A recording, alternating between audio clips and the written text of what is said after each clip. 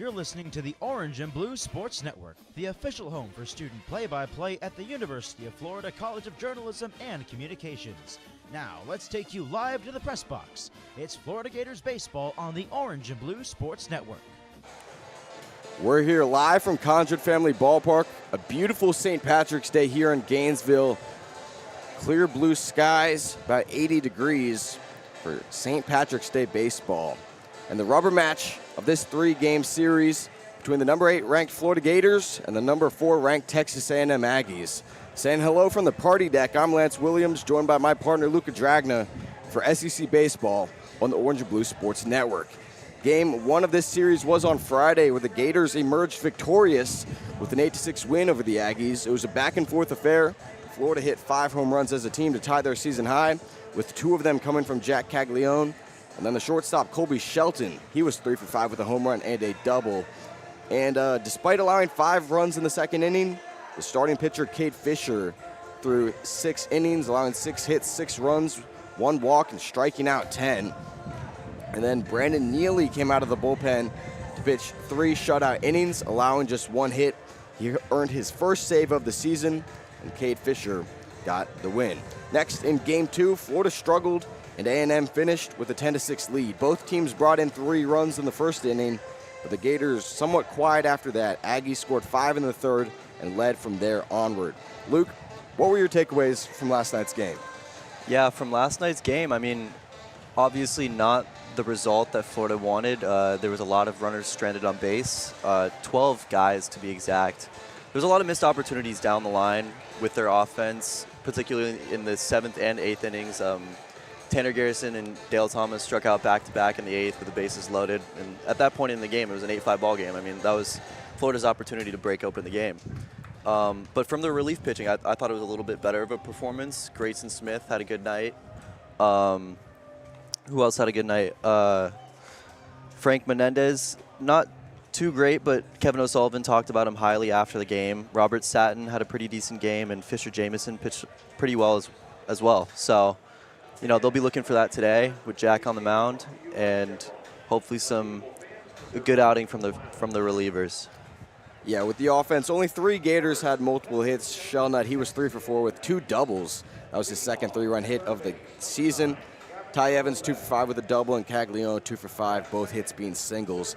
And then just 1 home run for the Gators that came in the first inning. Luke Heyman, 3-run bomb. But that's been a big part of the Gators' offense, and they didn't have the long ball yesterday. And then in terms of pitching, Liam Peterson, he made his SEC debut, pitching 2 innings, allowing 6 runs off 5 hits. He walked none, and he didn't strike out any either. Kevin O'Sullivan spoke on his debut. He said, he's a freshman who's just going to have to figure it out. He's just had a hard time missing bats. Even some of the outs were loud. The real issue behind him was with Alex Philpott and Fisher Jameson. They threw 28 pitches combined, 18 for balls, and just 10 strikes. Then there's 5 runs on the board. So Philpott, he didn't record a single out. He didn't allow a hit, but he allowed 2 runs and 2 walks. And Fisher Jameson, who came in after Philpott, he pitched 1 inning. None of the runs that he allowed were his, and he did not allow a hit, but he walked 1. And the 3 runs that he allowed, 1 was from Peterson and 2 were from Philpott in that tough 3rd inning. The losing pitcher for the game last night, that was Liam Peterson, who's now 1 for 2 on the season. And the winning pitcher for the Aggies, that was Evan Aschenbeck, who moves to 3-0 on the season. The big-time lefty came out of the bullpen, pitched 4 shutout innings, allowed 4 hits, 1 walk, and 6 strikeouts. And then the winning pitcher for the Aggies, earning the save for the Aggies was Shane Sadeo, earning his first of the season. We'll take a brief pause here on the Orange and Blue Sports Network for the anthem. Starting pitchers coming up next.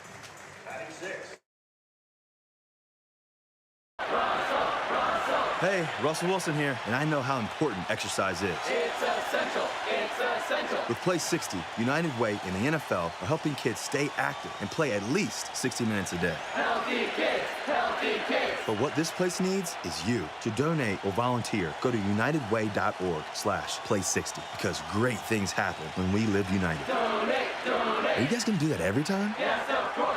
Yes, of course. Brought to you by United Way and the Ad Council. There are some things you can only do once in a lifetime.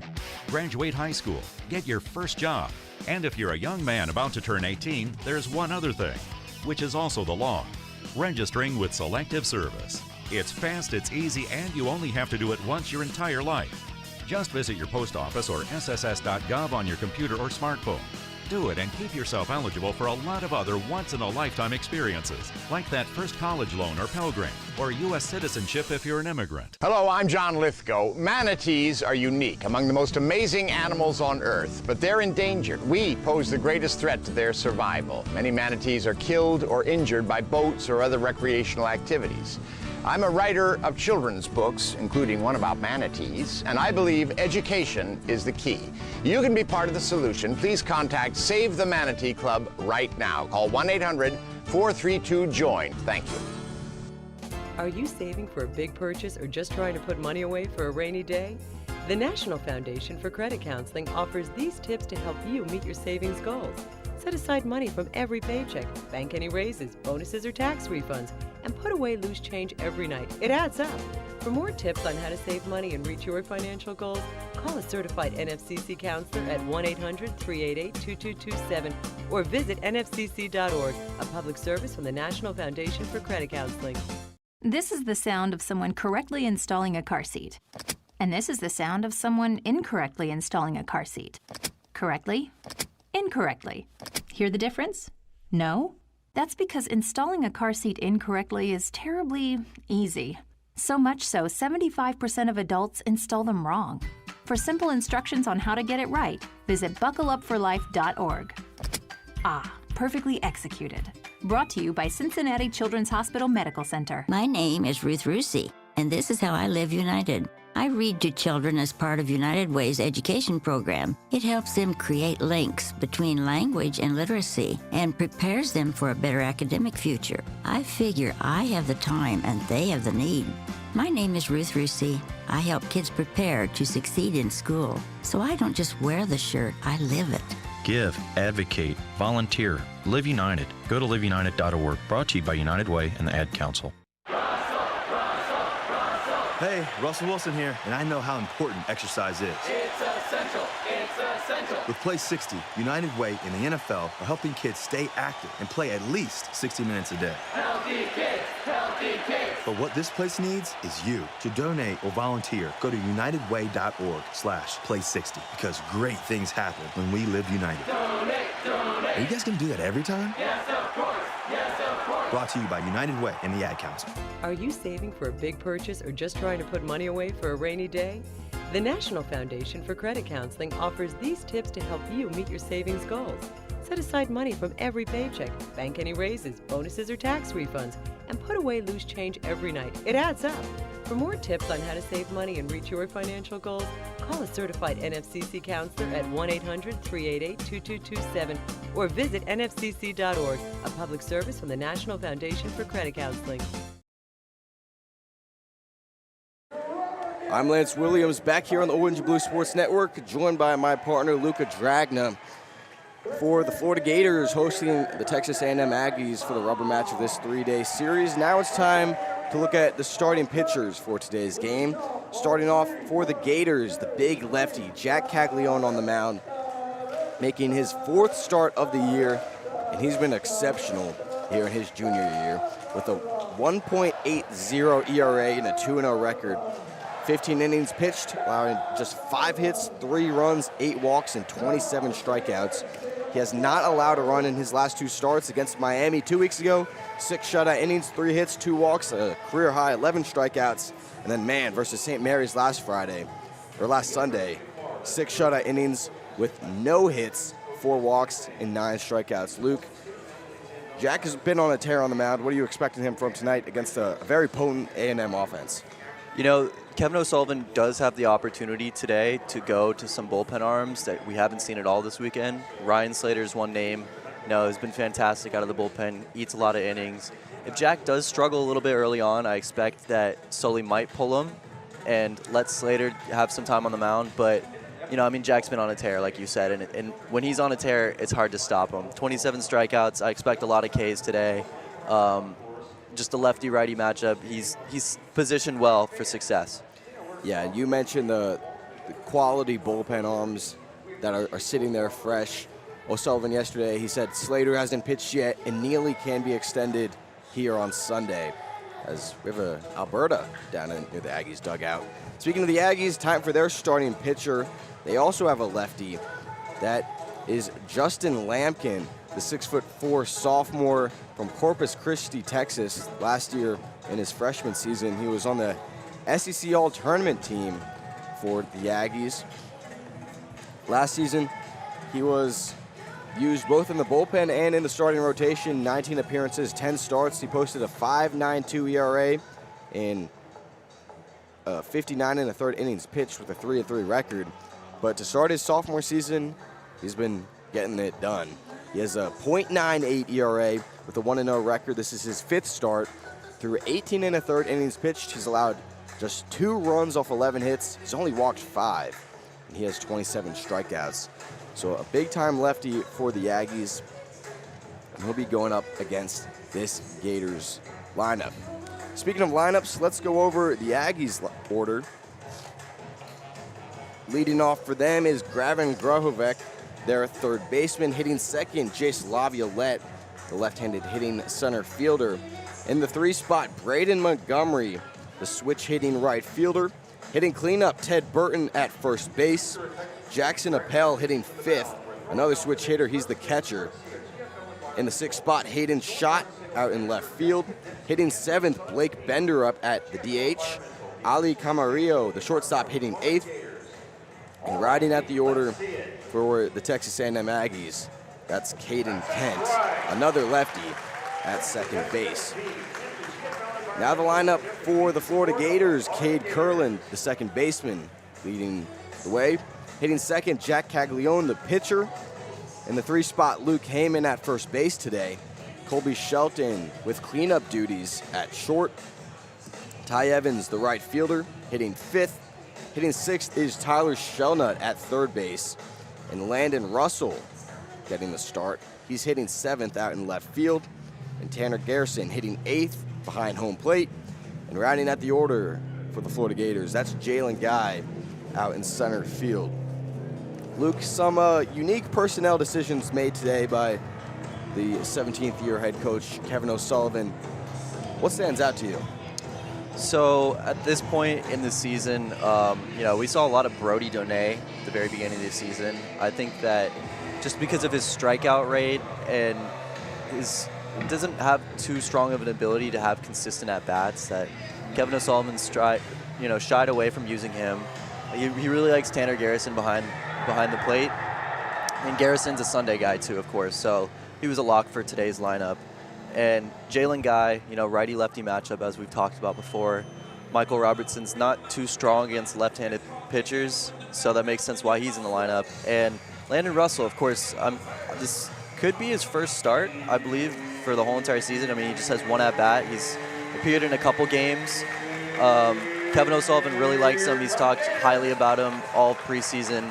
But he sustained actually a UCL tear, which when you hear that, you kind of think Tommy John. Yeah. But it was UCL tear in his wrist, which I don't know if I've ever heard of that happening. So he was out for a month and a half-ish, and now he's back to action. He's fantastic in the field, a pretty decent hitter, and he's a threat on the base paths too. He stole a lot of bags last year, and we'll see what he could do today. Yeah, Russell, he's appeared in 3 games so far, including last night's contest. But this is his first start as a Florida Gator. He played in 47 games last year in his freshman season at Gulf Coast Community College, where he hit .305 with 6 home runs and 39 RBI with, like you said, 42 runs and 18 stolen bases. So he's a 6'1" sophomore from Alabama. We'll see if he can do some damage at the plate. He's only had 1 at-bat, and it was an RBI as well. Now the Gators, they're out on the field now, sporting their Sunday orange jerseys with Florida written in blue lettering on the front. White pants, blue stripe. In the back of their jersey is a blue numbering. They're wearing a blue ball cap, blue brim, and an orange F written across the front. The Texas A&M Aggies, they're in all gray today. Gray pants, gray jerseys. Looks like Aggies written in on the front of their jerseys in maroon. Maroon numbering on the back, maroon cap, and the Texas A&M logo on the front. Now the defense for the Florida Gators. Outfield left to right. Landon Russell, Jalen Guy, Ty Evans now for the infield. Luke Heyman at first, Cade Curlin at second. Colby Shelton at short. Tyler Shelnut playing third base. And behind home plate is Tanner Garrison. The man on the mound is Jack Caglione.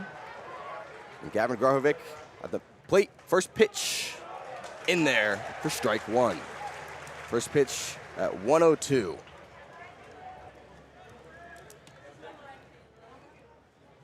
The 0-1 finds the zone for strike two.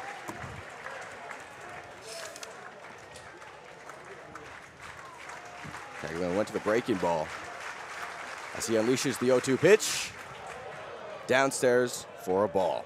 The umpires for today's game behind home plate, Javero January, first base Clint Lawson, second Jeff Heed, and at third Seth Buckminster.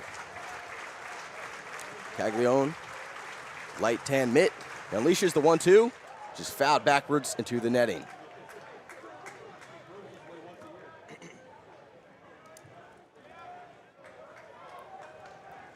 Still a 1-2 count to Gavin Grahovic, the leadoff man in the top of the first inning. Texas A&M traveled here to Gainesville. The 1-2, swung on and missed. Caglione retires the first batter he sees. He goes down swinging.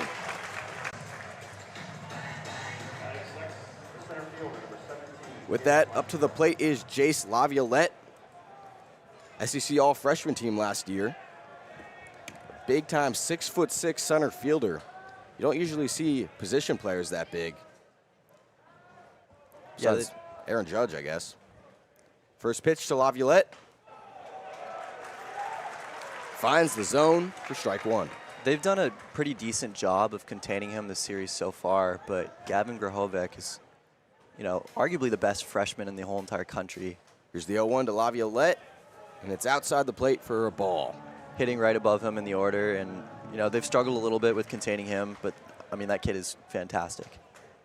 A&M, a very well-rounded team, fourth-ranked team in the country as the 1-1 comes in, and it's swung on and missed for strike two.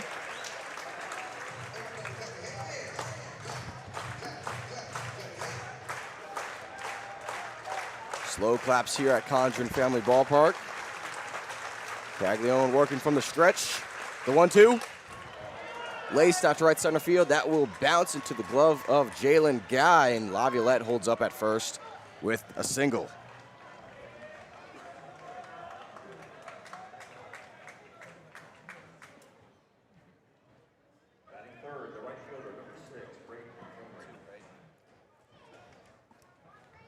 Now to the plate is Braden Montgomery, the switch hitter, stepping in the right-handed box against Jack Caglione, the lefty.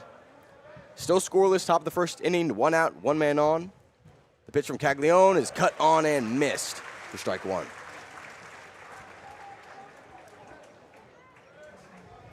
So no 1 count to Braden Montgomery, the Stanford transfer, 2-time All Pac-12. The 0-1, down low for ball one. Braden Montgomery, one of the best all-around players in the country. Like Caglione, he's a pitcher, not a starter. Last season, 10 appearances out of the bullpen, just 2 starts. As the 1-1 comes in, it's fouled down low. Cat now 1-2.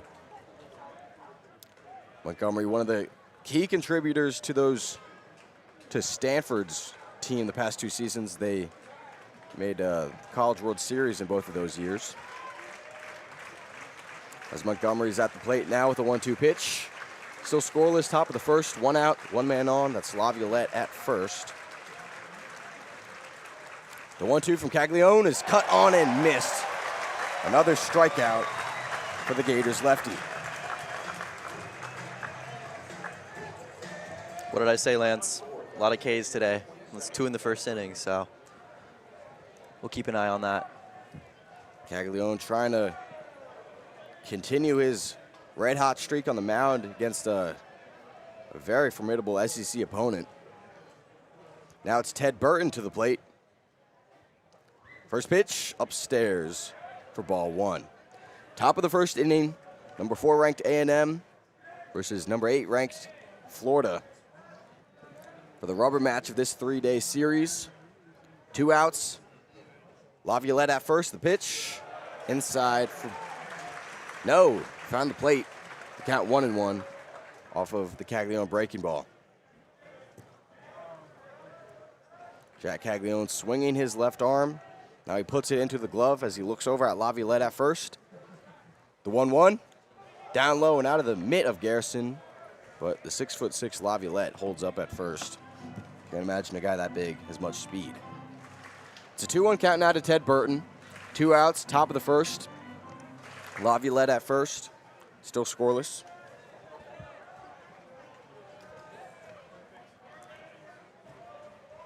Caglione takes a deep breath. Now he unloads. Fastball barely inside for ball 3.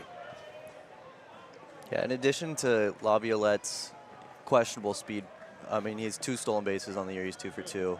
So not many attempts, but Garrison's fantastic behind the dish.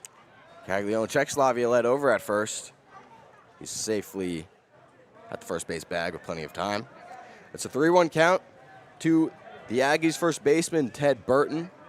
2 outs. Laviolette at first, still scoreless in the top of the first inning. Aggies versus Gators. Caglione's 3-1 is high for ball 4. Laviolette moves over to second base. And Burton is at first. There are 2 outs, still scoreless in the top of the first inning. Caglione wipes his face with his left shoulder. Now Jackson Appel, the Houston native, the switch-hitting catcher in the right-handed box with 2 runners on. First pitch, inside for ball 1.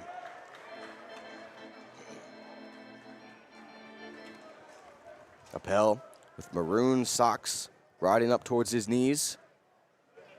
A maroon arm sleeve on his right arm and white batting gloves. So the 1-0 is downstairs for ball 2. 2-0 count to Jackson Appel. Still scoreless in the top of the first inning. 2 outs, 2 runners on. That's Laviolette at second and Burton at first. Appel, silver barrel on his bat. A brown handle that he's gripping tightly. The 2-0 is high for ball 3. Caglione 1 ball away from loading the bases. 2 outs, top of the first, still scoreless. 2 runners on base. That's Burton at first, Laviolette at second.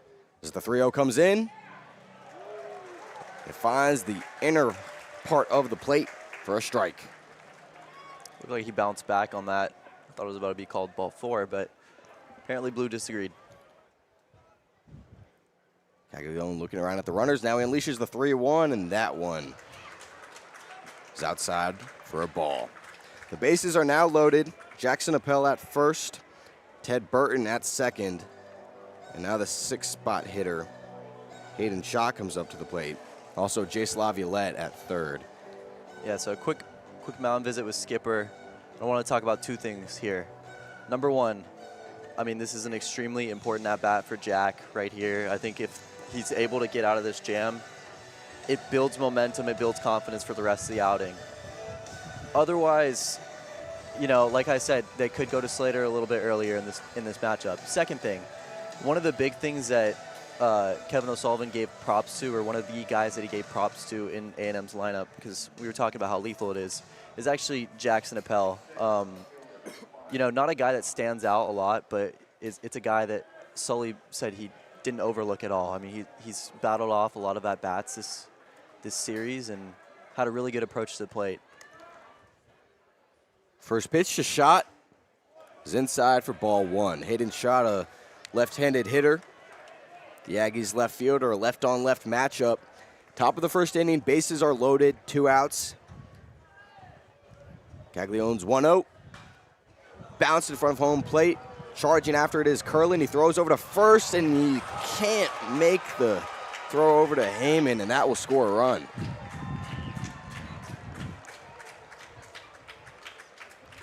Curlin was back on the infield dirt. He had to charge towards the grass. Tried to make a sidearm throw to Luke Heyman, the first baseman, and was a little off time. So Hayden's shot gets an infield hit, and the Aggies get their first run of the day. Yeah, that was a tough play for Curlin right there. He's charged with an error. Just a little bit wild of a throw. Took Heyman off the bag, and they just weren't able to get the out. First pitch to Blake Bender up. It's a big hack, but he can't make contact. So that's an E4. Gators didn't have any errors yesterday. We're on Friday. The next pitch is another strike, strike 2. To Blake Bender up. An 0-2 count, 2 outs. 3 runners on base. Hayden shot at first, Appel at second, Burton at third. Aggies lead 1-0 top of the first. Next pitch fouled backwards into the netting. For the most part, this Gators defense is, I mean, we talked about it earlier. They were top 4 in the nation, I think, with fielding percentage. But there's been a couple times, surprisingly, that Curlin's just made some random mistakes early in the beginning of the games, and it's cost him a little bit. Bases loaded, 2 outs, top of the first. The 0-2 pitch to Bender up is swung on and missed. Caglione 3 strikeouts in the top of the first. Aggies take a 1-0 lead, though. You're listening to Florida Baseball on the Orange and Blue Sports Network. Welcome back to Science Today. And we already have our next caller. Welcome. Who's this? Hi, I'm Philip. Hello, Philip. You sound really young. Not really. I'm 9. Oh, wow. You're still in elementary school, right? Does that matter? Oh, no, not at all. What's your question? Well, I know the molecular formula for water is H2O. I also know that hydrocarbon is CH3, CH2, 50, CH3. Glucose is C6H12O6. The general formula for an alkene is CnH2n plus 2. But what I can't seem to find is any scientific formula for Bob. Bob? My goldfish. Are you ready for kids who eat healthy? Good nutrition can lead to great things. To find out how a healthy lifestyle can help your child succeed, go to mypyramid.gov. A public service announcement brought to you by the Ad Council and USDA. At the American Lung Association, we're fighting for a day when we can all breathe easier. We're fighting for clear skies over every city and healthy lungs throughout the country. We're fighting to free millions of Americans from the addictive grip of tobacco and the devastating effects of lung disease. The American Lung Association isn't just fighting for air, we're fighting for all the things that make it worth breathing, and we can use your help. See what you can do at fightingforair.org. From the vantage point, Mafatu saw 6 war canoes drawn up on the beach, but what held the boy's eyes in awful trance were the figures, the eaters of men, cannibals. Mafatu watched the strange scene, powerless to move. In that very instant, he heard a crashing in the undergrowth. 4 figures were tearing through the jungle. He turned and ran blindly down the trail, thinking only of his canoe. If only he could reach it before the savages overtook him.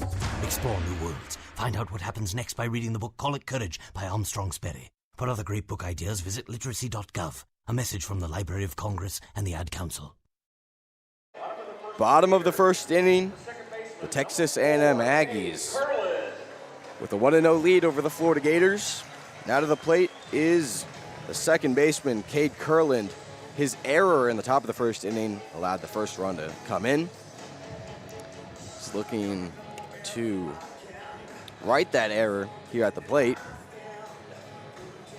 Takes a couple practice swings, silver barrel on his bat, blue batting gloves, orange and blue cleats. First pitch from Justin Lampkin is upstairs for ball 1 at 92 miles an hour. Lampkin with a maroon glove, white and maroon cleats. The 1-0 inside. No, it skims the inside part of the plate. Kurland was leaning back on that pitch. It's a 1-1 count to the Berkeley Prep product as the 1-1 comes in and it's bounced along the third baseline foul.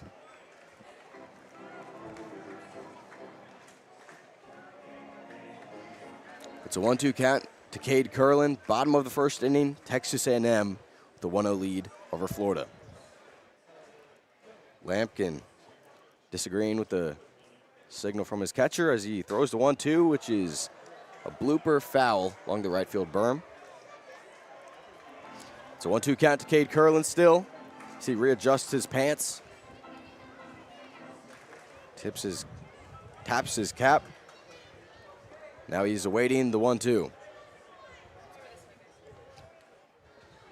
Here's Lampkin. Upstairs, big time on the heater.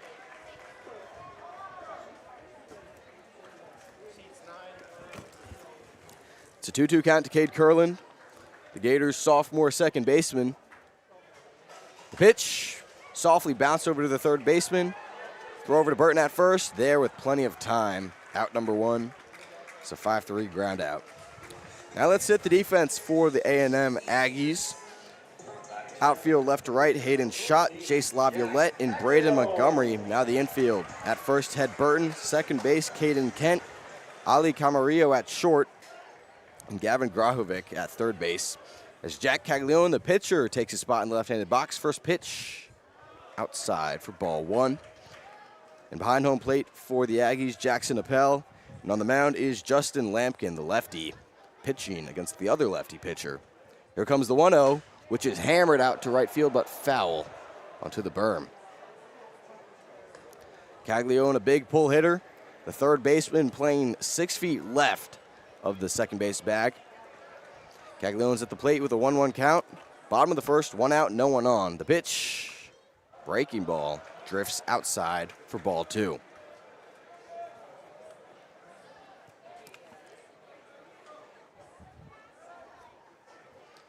It's a 2-1 count to Jack Caglione. The pitch snags the plate for strike 2. So Lance, of course, while we're here, some other Gators news going on right now. Gator basketball playing the SEC tournament. The 2-2 pitch, check swing by Caglione. He didn't go around, says the third base umpire. Yeah, so Gators basketball playing the SEC tournament for the first time, I think, since 2014. The SEC championship, yes. Yeah, SEC championship, excuse me.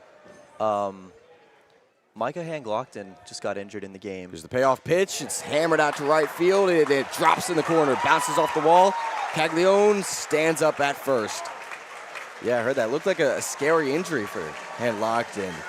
Yeah, from what I'm reading on Twitter right now, apparently he's hurt pretty badly. It's his left leg, and they brought out a stretcher to take him off the court. That's absolutely demoralizing to happen so early in that game, the championship game. And, you know, today's Selection Sunday, Florida, it was supposed to be a day full of jubilance and excitement, you know, first tournament run since 2021. But I'm sure that's all they'll be thinking about today. First pitch to Luke Heyman in there for strike 1. Heyman, the first baseman with a dark blue bat. Blue sleeve on his right arm, white batting gloves. And he has Caglione over at first, 1 out, bottom of the first. Aggies lead 1-0. The 0-1 comes in, and it's swung on and missed for strike 2. Yeah, Hand-Glockton has started in, I think, every game this year for the men's basketball team, and definitely a devastating loss as they're trying to make a postseason run. As Lampkin looks over at first, and he unleashes the 0-2, which is lifted high out to left center field. Going after it is Schott and Laviolette, and it's Laviolette making the grab 20 feet in front of the warning track for out number 2. So per Jacob Rudner, Swamp 247 reporter, Micah Hand-Glockton right now is on the way to the hospital after suffering an apparent broken leg. The entire Florida team went to see him before he was removed from the court.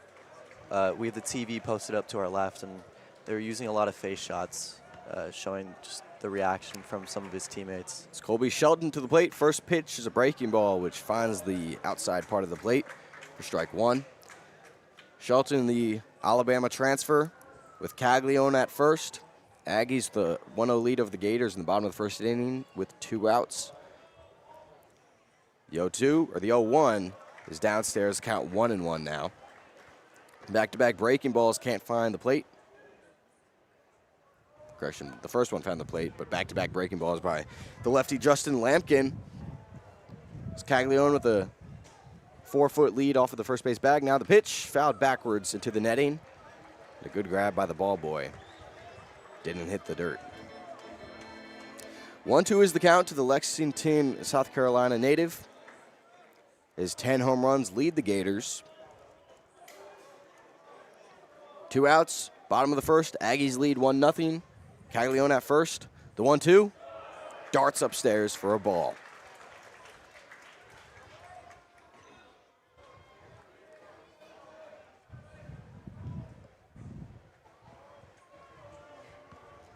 It's a 2-2 count to Colby Shelton. With Caglione at first. It's downstairs for ball 3.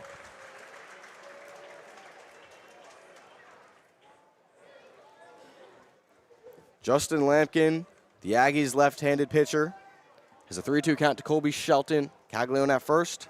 It's a 3-2 count, 2 outs. Caglione should take off. The pitch outside for ball 4.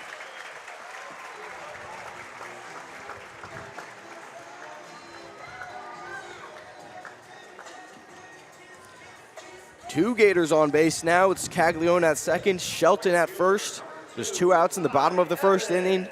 The Aggies with the 1-0 lead over the Gators.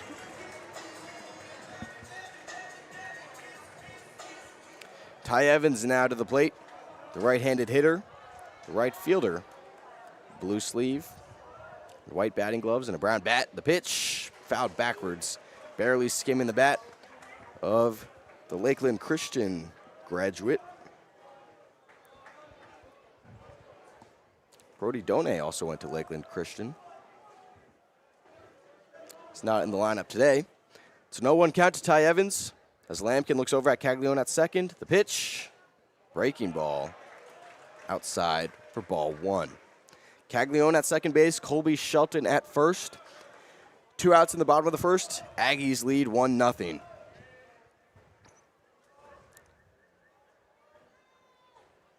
The 1-1 from Lampkin, swung on and missed for strike 2.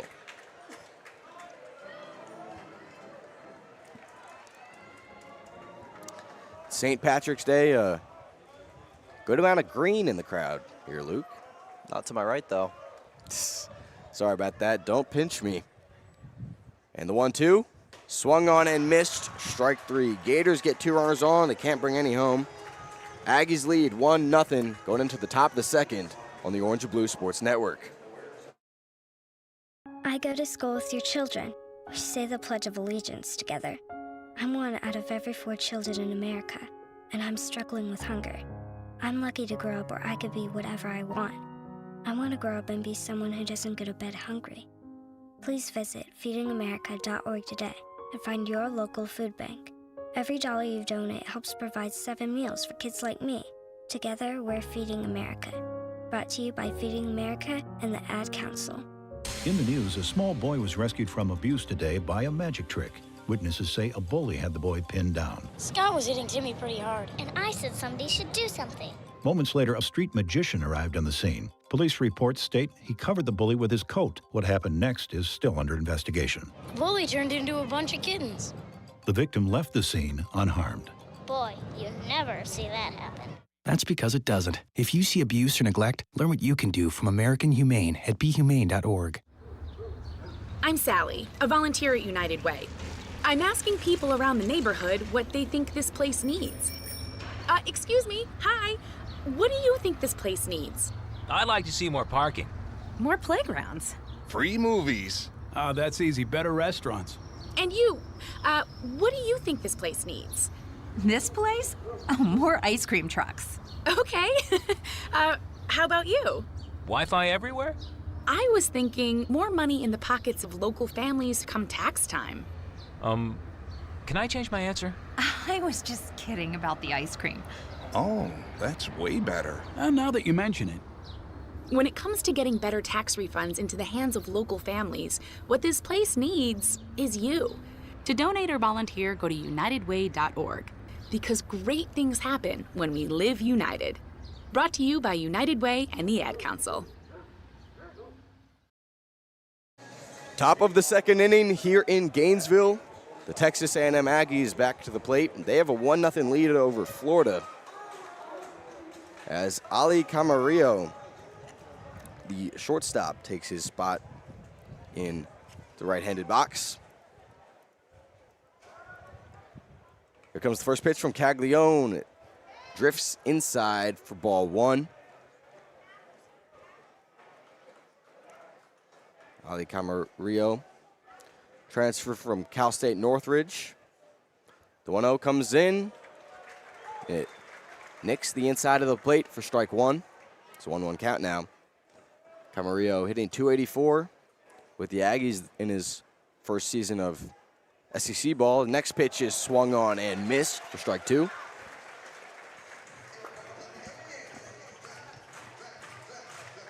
Camarillo actually played in the 2016 Little League World Series in Williamsport, PA. So the 1-2 now is outside for ball 2. He was representing the Chula Vista Little League. His father, Jorge, was the manager. Now the 2-2 from Caglione. It's lifted high along the first baseline foul. Going after it is Heyman and Caglione. Heyman calling off Caglione, and he makes the snag for out number 1. You never see that. That was kind of funny to see. Jack went all the way from the pitcher's mound to first base. I mean, naturally a pretty good defender. He had that crazy catch last night. But of course, Heyman takes it, just had a better route to the ball. Yeah, Caglione, a lot of respect for his first baseman when he's playing, or pitching, usually a catcher. So the first pitch to Kent is a pulled back bunt, but it's in there for strike 1. Caden Kent, father of big leaguer Jeff Kent, 19 years in the majors. The 0-1 drifts inside for ball 1.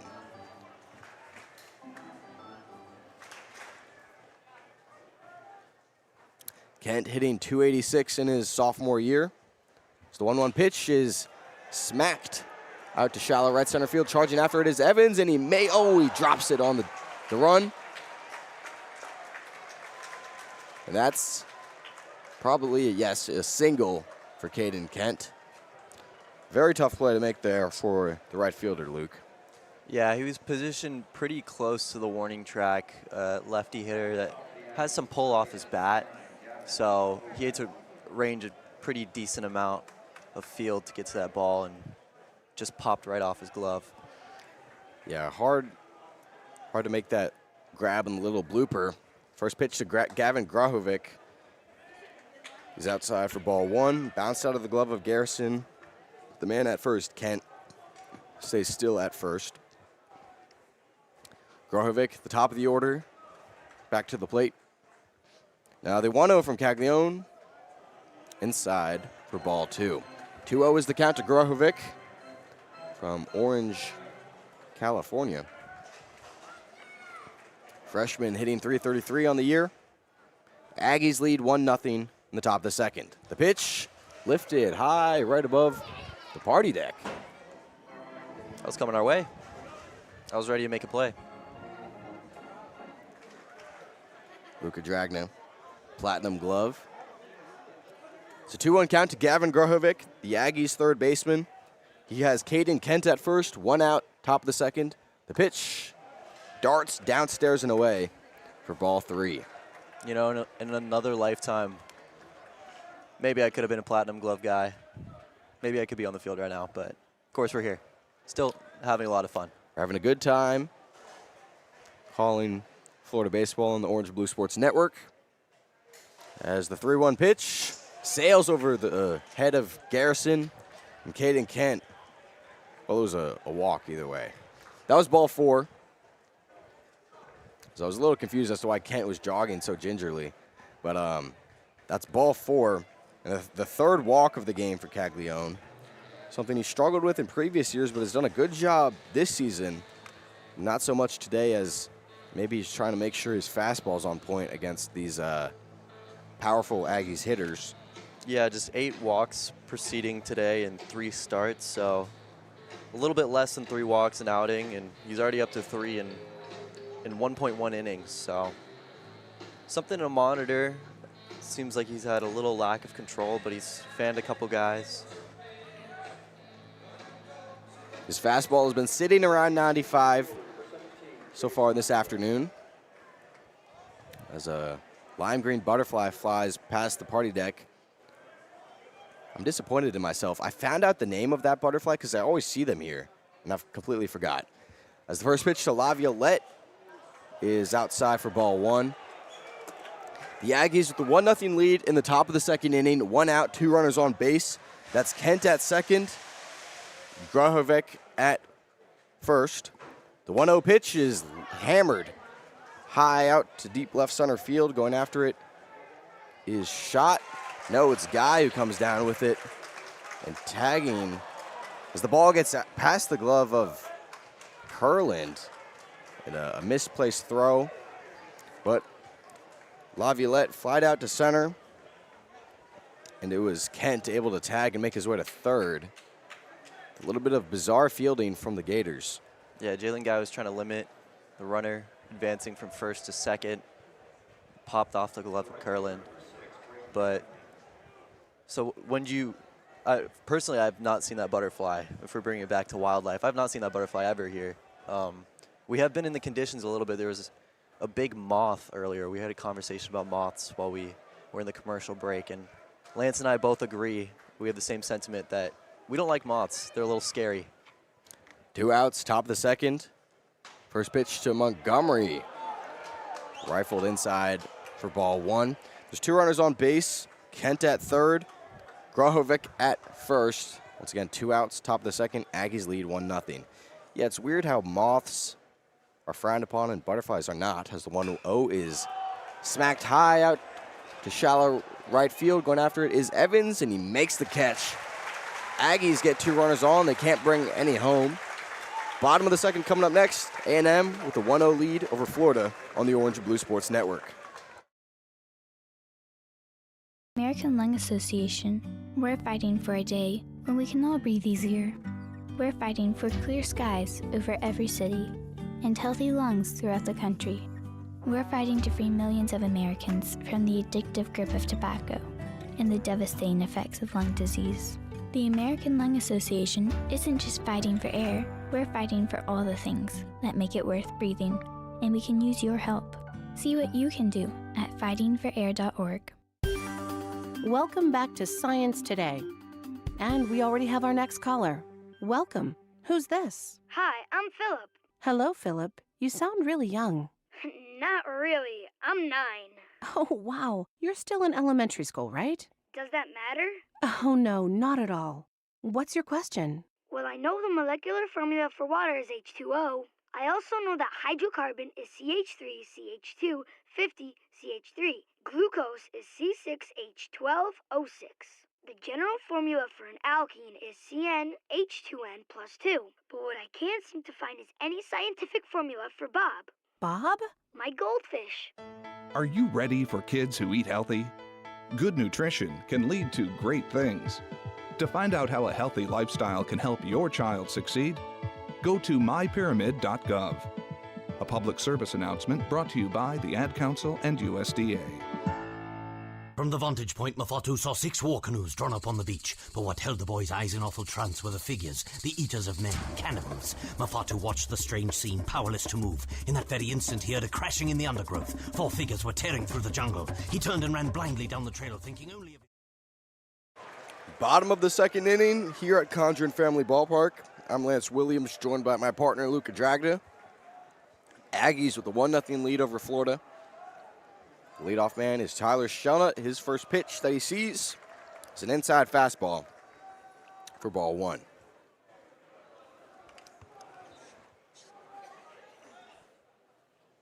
Next pitch. Inside once more at 92 miles an hour.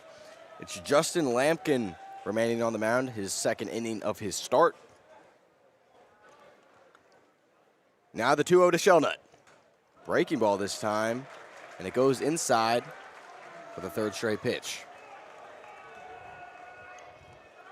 Lampkin stretches out his arms, wipes his left throwing hand on his left thigh. Now the 3-0. Looked like it was upstairs, but the home plate umpire, January, says it was in there for strike one. It's a 3-1 count to Tyler Shelnut, the Gators' third baseman for today. As the pitch That was a breaking ball that went inside for ball 4. Seems like the zone might be a little high today. You know, I could argue, I mean, that last ball was pretty low, but certainly the pitch before, I got to say I agree with Sheldon on that one. Not appear to be a strike. That pitch definitely looked a little high, but isn't the important thing, or at least that the players consider, is that the zone is consistent? Absolutely. So the first pitch is upstairs to Landon Russell, Gators left fielder.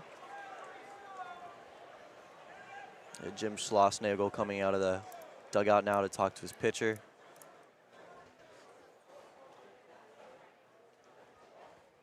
Landon Russell now readjusting himself as he steps out of the right-handed box.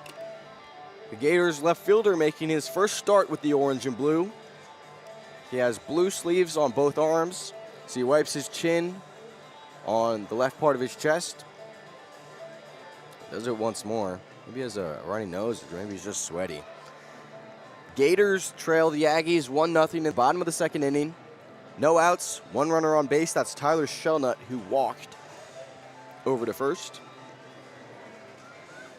And Justin Lampkin resetting himself on the mound.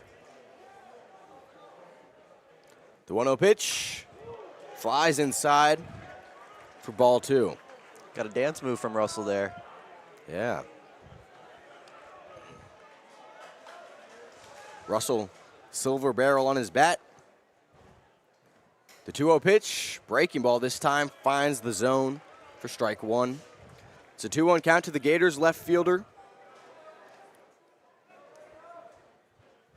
who has Shelnut at first, but A&M leads 1-0. The 2-1 pitch, swung on and missed for strike 2. Landon Russell, the Gulf Coast Community College transfer. The 2-2, downstairs for ball 3. And Landon Russell was the number 3 player and the number 1 shortstop in the state of Alabama for the class of 2022 via perfect game. Number 63 shortstop nationally. Took the JUCO route, though, and now the payoff pitch is bounced softly into the infield, roll into the glove of Lampkin, who turns around, throw over to first. There in time, but Shelnut advances to second. Yeah, we mentioned his speed earlier. He nearly beat that one out. Just a good throw from Lampkin on the mound to get him out just barely by a step first. And Tanner Garrison up to the plate now for the first time this afternoon. The 8th-spot hitter, the catcher for the second straight day. He has a runner in scoring position. That's Shelnut at second, 1 out, bottom of the second. The first pitch to Garrison is lifted high out to right field. Tracking it down is Montgomery, and it's there, making the grab on the warning track, but Shelnut will tag and run over to third. That's the second out of the bottom of the second. A somewhat productive out as the Gators get a runner even closer to home plate. Yeah, so the wind is blowing northeast today, a little bit pushing toward the outfield, but more so east to west, the direction. Helped them there nearly, about 5 feet short of the wall. Now to the plate is Jalen Guy, the Gators center fielder, with Shelnut at third. 2 outs, bottom of the second. First pitch is a missile upstairs for ball 1. Aggies with a 1-0 lead over the Gators. That 1 run was unearned. It's the 1-0 pitch is a breaking ball, which drifts inside for ball 2. 2-0 is the count to the Greensboro native. Guy smacks the plate with his brown and white bat. Blue batting gloves gripping his brown bat. Next pitch, inside and up for ball 3.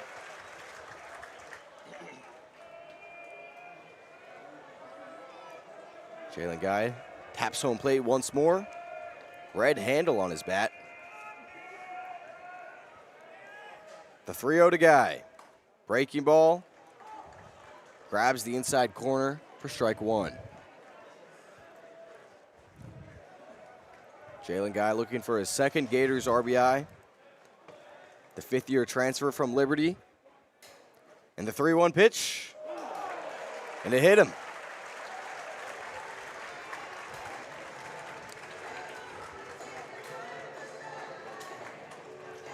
It was going to be the fourth ball either way. But Lampkin punished Guy with it. Guy didn't seem too phased. As he's now over at first, Tyler Shelnut remains at third. The catcher, Jackson Appel, walks over to the mound to speak with his starter, Justin Lampkin. It's the bottom of the second inning. The Texas A&M Aggies, the fourth-ranked team in the country, they're 18-1 on the year.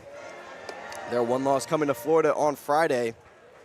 They have a 1-0 lead in the bottom of the second, 2 outs, 2 runners on. In game 3 of this 3-day series. Top of the order, back to the plate, it's Cade Kurland, the Gators' second baseman with 2 runners on. First pitch he sees is a breaking ball, which gets into the plate for strike 1. Shelnut at third, Guy at first.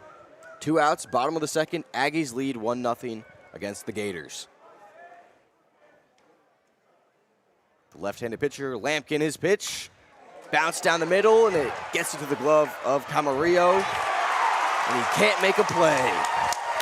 An infield hustle hit by Cade Kurland, and that will score Tyler Shelnut.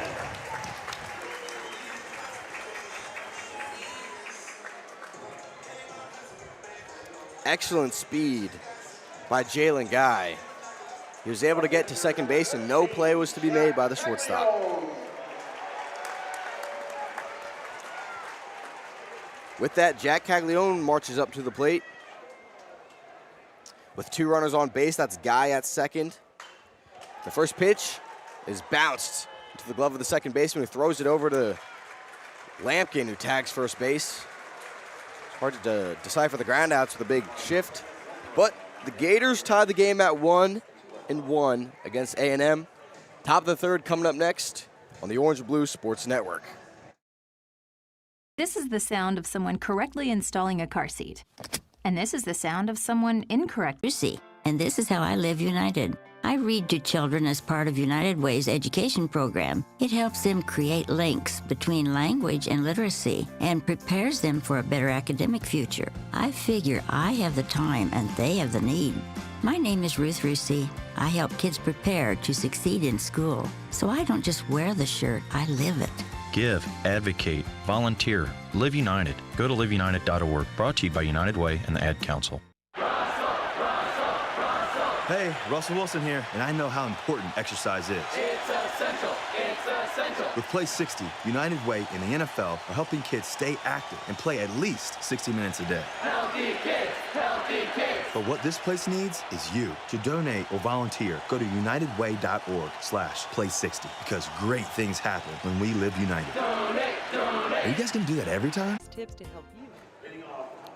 Top of the third inning, Texas A&M is tied with Florida now at 1-1. Coming up to the plate, the Aggies' first baseman, Ted Burton. Jack Caglione remains on the mound in his third inning thus far. First pitch, breaking ball, goes downstairs for ball 1.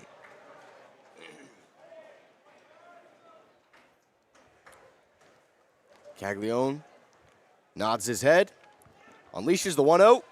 Fastball flies outside. Garrison able to make a quick reaction, prevent it going into the backdrop. Not that it would have mattered. Burton, the leadoff man in the top of the third, with a 2-0 count.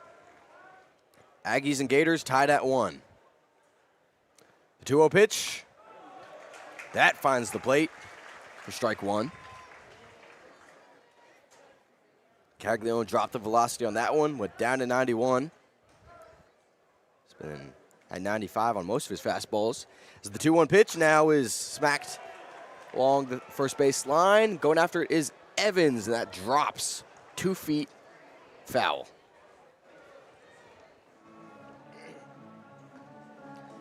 Could have been a little difficult for the Gators if that one stayed fair. Yeah, short of that dink and dunk single, you know, just barely off the end of the bat.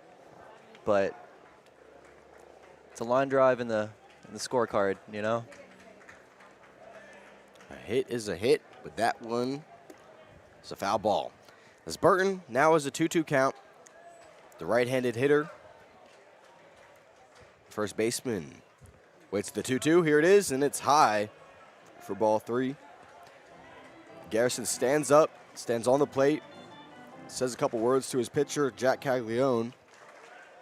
He's up to 51 pitches, and he has a full count to Ted Burton. The payoff pitch, swung on and missed. Strike 3, Caglione's 4th strikeout of the day. You mentioned it earlier too, Lance. Caglione hovering just around 93, 94 with most of his fastballs. He's touched 95. I think that's been huge for him this year, just his ability to control and command the zone with sacrificing a little bit of velocity. He can touch up to 100, but we haven't seen that at all this year. First pitch to Appel. Upstairs for ball 1. Yeah, Luke, a 100-mile-per-hour pitch, it looks nice on the radar gun, but if it's outside of the zone, it's not very helpful. As the 1-0 pitch now is a breaking ball, which is inside, and Garrison, with his glove, he points to the plate. He says, throw it right here. It's a 2-0 count to Appel. Switch hitting catcher, hitting right. The 2-0 pitch, that finds the zone for strike 1. The memo worked, apparently. He's up to 55 pitches in this 3rd inning. Gators and Aggies tied at 1. In the top of the 3rd, the 2-1 pitch from Caglione sneaks outside for ball 3. Caglione looks around at his Gators outfielders. Getting his grip right. Now he works the pitch. 3-1 is low for ball 4. And that is the 4th walk of the game for Jack Caglione. He looked a little frustrated, too, catching that ball from Garrison back, just kind of nonchalantly, kind of the Caglione-esque frustration that we see every so often. Caglione ties his season high in walks at 4. Now the pitch to Hayden, shot barely outside for ball 1. Shot is at the plate in the top of the 3rd inning with 1 out. Aggies and Gators tied at 1. 1 runner on base. That's Jackson Appel. Caglione looks over at Appel, and now he unloads for a strike.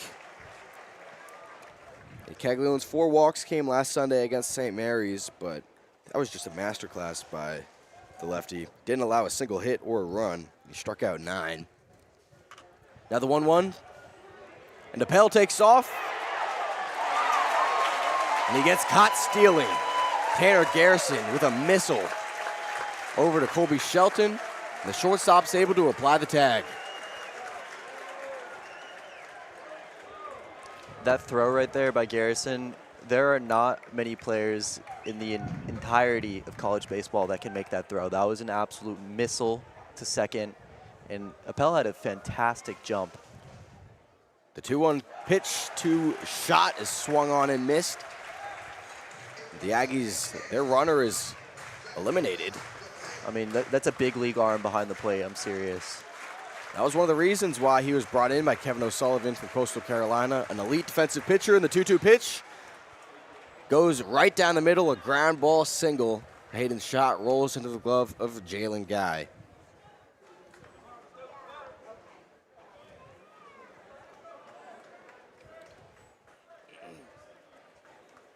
So, the Aggies left fielder is over at first now with the single. There's 2 outs in the top of the 3rd inning. This game is tied at 1-1. Texas A&M versus Florida. A top 10 matchup. First series for both teams in the SEC. As the first pitch to Blake Benderup is a ball. Benderup takes a practice swing. It's the Aggies' designated hitter, big number 46. The 1-0 pitch swung on and missed.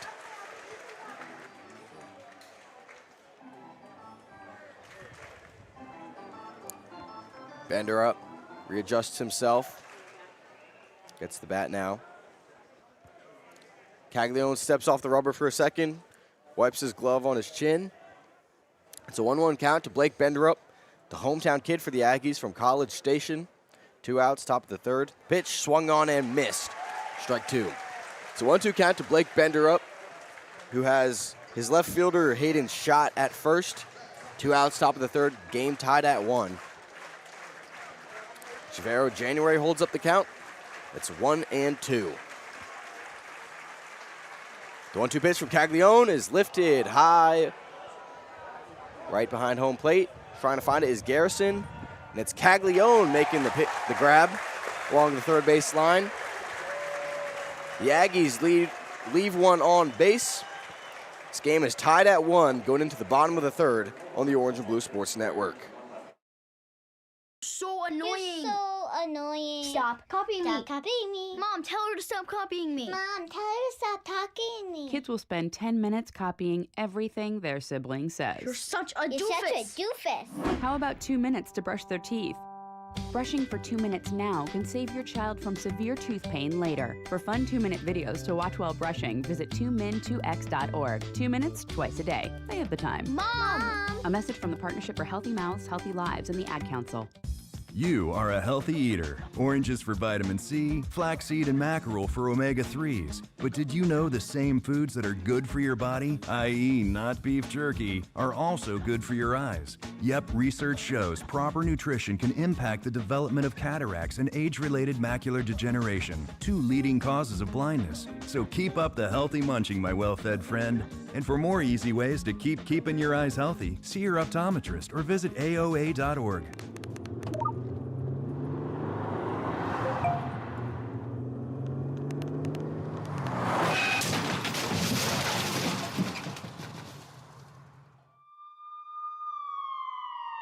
These are the sounds of someone taking their eyes off the road.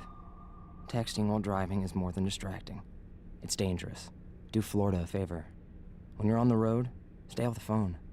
A message from CTIA, America's wireless companies, and the National Safety Council. Hey you, yeah you, sit right there, I gotta tell you something. I bet you know someone with type 2 diabetes. Guaranteed, you know why? Because 1 out of every 3 little kids is gonna develop diabetes in their lifetime. That can lead to heart problems.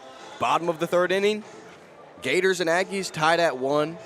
To the plate now is the sophomore first baseman for the day, Luke Heyman. Justin Lampkin remains on the mound for the Aggies, the starter, the lefty. Up to 45 pitches. Here's number 46. It's a fastball inside for a ball.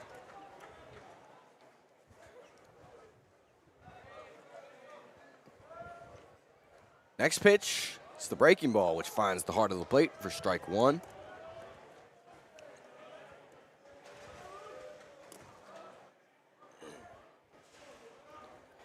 The 1-1 pitch to Heyman, smacked backwards, foul above the roof of the press box. It's a 1-2 count now to the Longwood native, Luke Heyman, the sophomore first baseman. The Gators blue bat. The 1-2 from Lampkin is swung on and missed. That's strike 3. And Heyman is retired for the second straight time. It's out number 1 in the bottom of the third inning. Florida and Texas A&M each tied up at 1.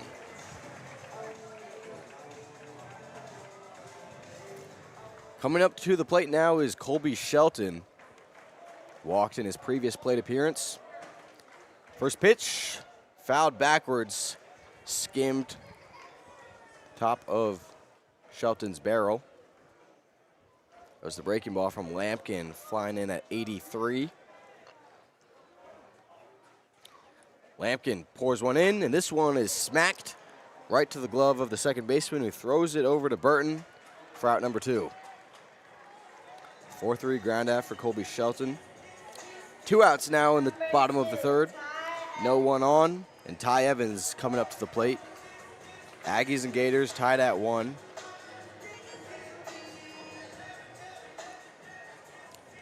Ty Evans was in the box. Now he walks over to the on-deck circle where he speaks with the Gators hitting coach. Ty Evans, the 5-spot hitter. Yeah, just a quick little timeout between him and his hitting coach. Talk things over. We saw this yesterday, too. I mean, what was it, that double that he roped down the line yesterday? He had that good at-bat where it was just that quick timeout. That was all that was necessary, and it seemed like it just got him in the groove. Ty Evans, he struck out swinging in the first inning, trying to get on base.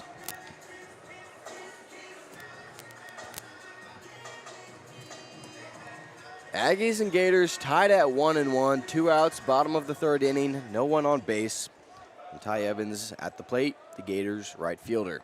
First pitch, swung on and missed. Ty Evans way too late on that fastball.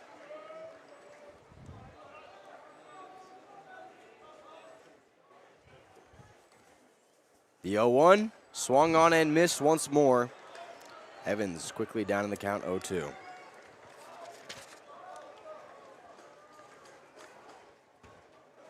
Oh-2 is the count to the Auburndale native.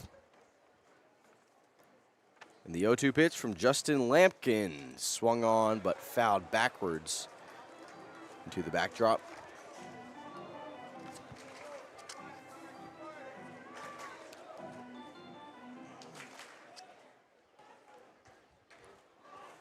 Justin Lampkin on the mound. 2 outs, bottom of the third, tied at 1. The pitch to Evans is popped foul along the third base line. The count remains at 0-2. The Aggies' lone run in the first inning was unearned. Each team with 1 run. The 0-2 pitch finds the plate for strike 3. Evans doesn't swing at it. He starts the game with 2 straight strikeouts. Top of the 4th coming up next. Gators and Aggies tied at 1.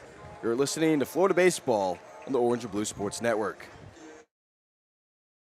At the American Lung Association, we're fighting for a day when we can all breathe easier.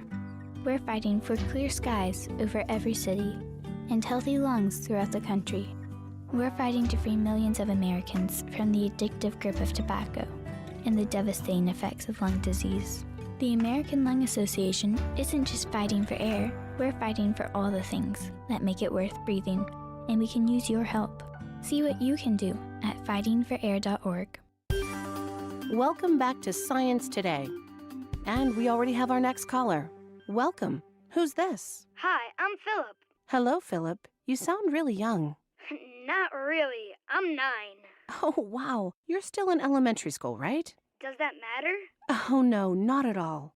What's your question? Well, I know the molecular formula for water is H2O. I also know that hydrocarbon is CH3, CH2, 50, CH3. Glucose is C6H12O6.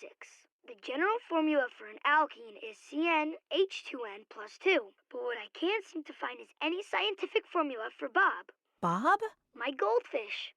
Are you ready for kids who eat healthy? Good nutrition can lead to great things. To find out how a healthy lifestyle can help your child succeed, go to mypyramid.gov. A public service announcement brought to you by the Ad Council and USDA. From the vantage point, Mafatu saw 6 war canoes drawn up on the beach. But what held the boys' eyes? Top of the 4th inning, Aggies and Gators tied at 1-1. I'm Lance Williams. I'll be passing play-by-play duties to Luke Adragna. Luke, take it away. I'd like to take it away. We're having a little bit of technical difficulties on my side of my computer. It's Camarillo's at the plate, takes a hack at the first pitch and fouls it off to the backstop. Yeah, Jack Caglione. He had a couple base runners last inning. Trying to get back on track. Here's the 0-1. He lines that to the third base side, and ball boy makes a nice play right there on the short hop. He didn't even have to move from his little stool that he has there. No, he didn't, and lucky fan gets that ball. So that makes it an 0-2 count to Camarillo. Hitting .279 on the year, .410 on base percentage. Here's the 0-2. Just a bit upstairs. Makes it a 1-2 count. And the Aggies, they've done a great job at getting runners on base thus far, but they haven't been able to bring many home. They have 6 left on base. Here's the 0-2. Yes. Too low. 6 runners left on base, and it should have been more. Like, they shouldn't even have a run because the one run in the first inning was unearned. Curling error. Sorry to cut you off there. Here's the 2-2. He lines that to third, or to the right side. Looks playable down the line. It lands just foul for Ty Evans in right field. Yeah, earlier there was that little eastward wind, but the flag's completely motionless. No wind right now. Yeah, one of the rare times in this ballpark where you just don't see nature, hindering the game at all or helping the teams. Most of the time the wind is blowing here in Condron. I don't know if it's, the sea level or what it is, but nonetheless, we'll redo it. 2-2, no outs, top of the 4th inning. 8-hole hitter, Camarillo at the plate. Here's the pitch, just outside. That'll make it a full count. You're talking about the sea level. Is that something that impacts the wind? I think it does a little bit. I mean, man, there's always something that impacts something with nature. As here's the payoff pitch, and that's lined to the right side, and that's well foul. Yeah, the ocean is a mystical place, geysers and such, affecting climates. Yeah, I can't say I'm too,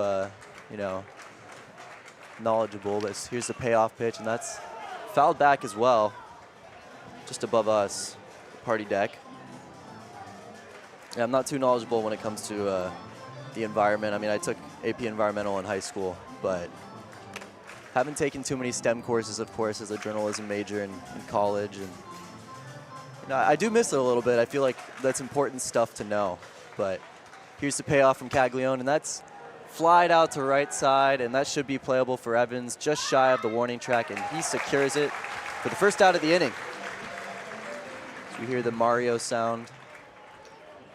Yeah, Texas A&M stands for agriculture and mechanical. So I guess agricultural, maybe they probably know a lot about the environment too, I'd imagine. A lot about farming. Yeah, absolutely. So here's Caden Kent, plate, 9-hole hitter, playing second base today for the Aggies. As Caglione delivers that first pitch, and that's fouled to the right side. Hitting from the right side of the box, a left-handed hitter. A pretty good shift earlier on him. Evans playing deep. Here's the 0-1. That's fouled off as well. This time to left side.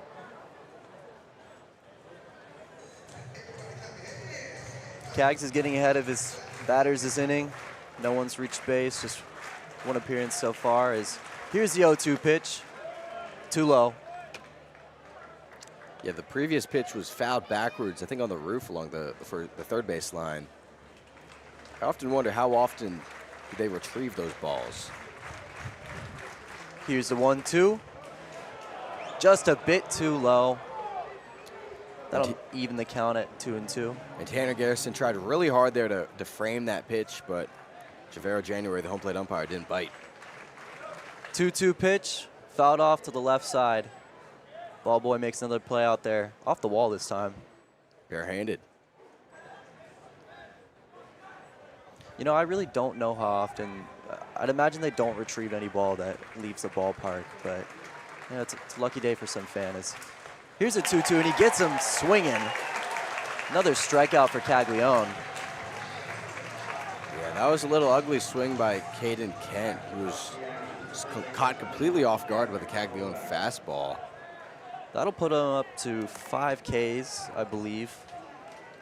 Yeah, that's so he's at 5 strikeouts, 4 walks, which is a little interesting to be even at 4 at one point in this game. But nonetheless, the top of the order is back up at the plate for the Aggies as Caglione throws a strike on that first pitch to Gavin Grahovic, third baseman for the Aggies. One of the best freshmen in the entire country. So he swings and misses on that second pitch. Makes it an 0-2 count. And just like that, 2 outs, 0-2 count, 1 pitch away from getting this top half of the 4th inning over. So here's the 0-2, and he fouls that one off the netting. Yeah, Grohovic from a baseball family. His dad was drafted in the 4th round by the Giants in '89, never made the bigs.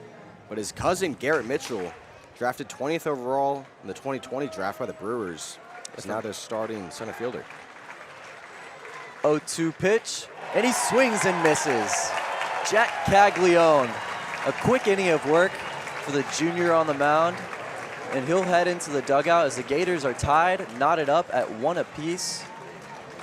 You're listening to Florida Gators baseball on the Orange and Blue Sports Network. So annoying. You're so annoying. Stop copying me. Stop copying me. Mom, tell her to stop copying me. Mom, tell her to stop talking to me. Kids will spend 10 minutes copying everything their sibling says. You're such a You're doofus. such a doofus. How about 2 minutes to brush their teeth?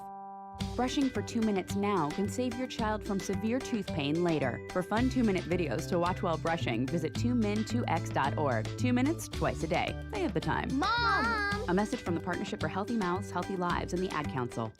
You are a healthy eater. Oranges for vitamin C, flaxseed and mackerel for omega-3s. But did you know the same foods that are good for your body, i.e. not beef jerky, are also good for your eyes? Yep, research shows proper nutrition can impact the development of cataracts and age-related macular degeneration, 2 leading causes of blindness. So keep up the healthy munching, my well-fed friend. And for more easy ways to keep keeping your eyes healthy, see your optometrist or visit AOA.org.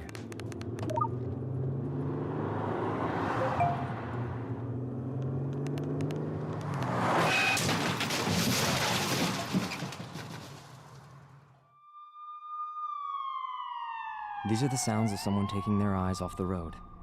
Texting while driving is more than distracting. It's dangerous. Do Florida a favor.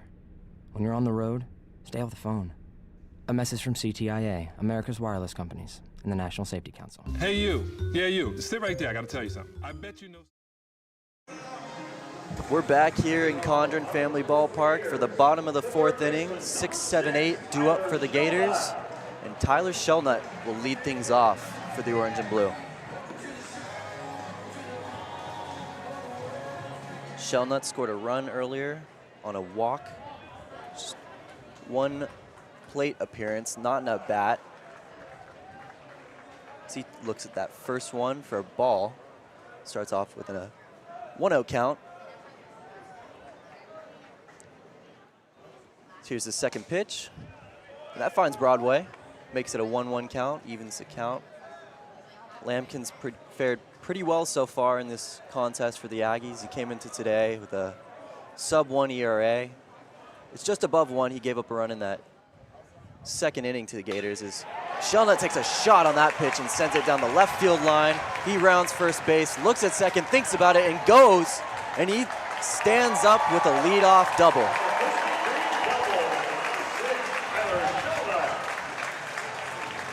What a way to get things started for the Gators as Tyler Shelnut gets on base, the leadoff double, and the 8-hole hitter, or excuse me, the 7-hole hitter, Landon Russell, look to drive him in, as there's no outs in this bottom of the 4th inning. Talked a little bit about Landon Russell earlier. He had 1 at-bat preceding today. This is his first collegiate start with the Gators. Shelnut takes a 5-foot lead off of second base, and he looks to bunt and pops that one up, but Shelnut stays at second. Nice heads-up play on the base paths to stay where he needed to be. As soon as that popped off the bat, went northward, straight back to the pitcher. Lampkin that'll be a 1 unassisted.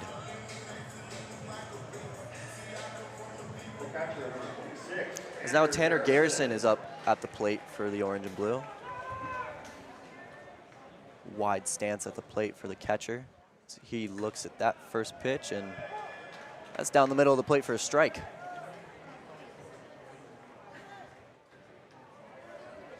Garrison, a Coastal Carolina transfer, had some success in 3 years he played with that program. Lampkin looks back at Shelnut at second. No one covering the bag as he takes a hack on that second pitch, but swings and misses. Down in the count, 0-2 with 1 out. Bottom of the 4th inning. It's a 1-1 ball game with the leading runner on second base in scoring position for the Gators. Garrison readies himself at the plate. Lampkin looks back and fires a throw to home. That's fouled off to the left side. Ball boys had a lot of action this inning. He made a nice play earlier on a short hop and caught one off the wall.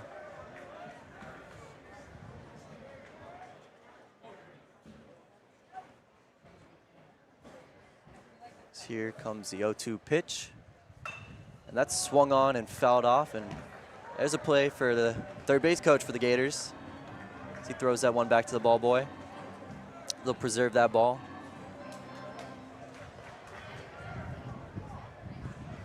Speaking of defense, Garrison had a mighty fine play the inning prior. Hosed down a runner at second. So here's the 0-2, and that's also fouled off to the left side. So he's getting ahead of these pitches, just can't, time it up correctly so far. A swarm of kids out there in the berm fight for that ball. It's always fun to see that. And I remember being in their shoes not too long ago. Feels like not too long ago. Here's the 0-2, just a bit high. Just getting a ball at a baseball game it's a magical feeling. I had that feeling last Wednesday. I went to the Rays spring training game and I got a home run ball from, I think, Harold Ramirez. Not during the game, but it was during warm-ups with my partner Ethan Ibe as Garrison looks at that ball that just a bit upstairs. It'll even the count at 2-2. Fighting back in this at bat. But yeah, we talked about defense as well earlier with Garrison hosing that runner, and he's been exceptional so far this year for the Orange and Blue behind the dish, and I think he's really fought for a starting spot on this roster. So he looks at that one as well, and that makes it a 3-2 count. So from 0-2, he battles back to make it a 3-2. Payoff pitch right here for Lampkin on the mound, who's up to 68 pitches on the day in this bottom of the fourth inning. And here's the payoff. That's swung on and fly to the right side. Should be foul. Well foul. To the right of the berm. Not playable by any means.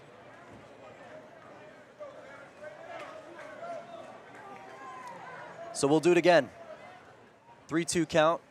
Lampkin checks second base and fires to home, and that's hit hard. Deep to center field.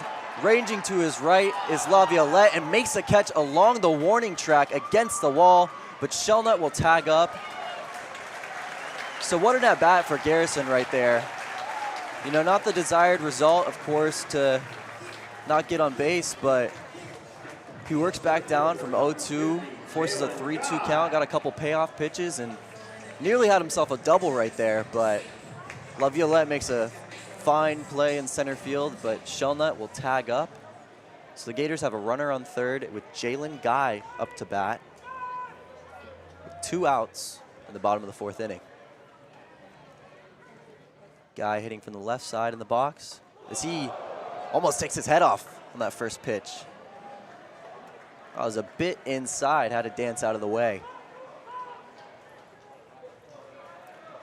It's quite a sunny day here at Condron. There's very few clouds in the sky. It's actually quite beautiful out. So here's the 1-0 and swung on and missed by Guy. Took a hack right there. But yeah, it's been a hot March so far, I think, in Florida. But I've enjoyed the heat a little bit. Here's the 1-1, just a bit too low.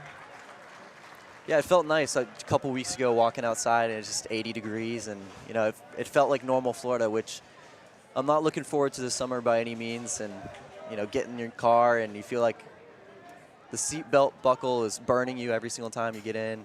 As he takes a hack on that one and fouls it off to the backstop. Bounces back and actually hits him. It's rare you see that. But I'm not looking forward to that at all as Lance joins me again for color commentating. I was just talking about the heat in Florida. Just getting back in your car when the seatbelt buckle burns you every single time you get in. Yeah, it's a Here's a 2-2. Just a bit upstairs. It's an afternoon game, so the sun is still out. Fortunately, we're in the shade, though. And I was worried that it was going to be a little hot, but it hasn't been too bad. It's been bearable. Yeah, I was saying earlier, it's a really nice day out. It's a little warm, but not too many clouds. It's a nice pool day for March. So here's a 3-2, and guy swings and misses to end the inning. So the Gators fail to score a run. Tanner Garrison advances Tyler Sheldon to third, but he'll stay there. And that's the third out of the inning. And we'll head into the top of the 5th inning, tied up at 1 run apiece.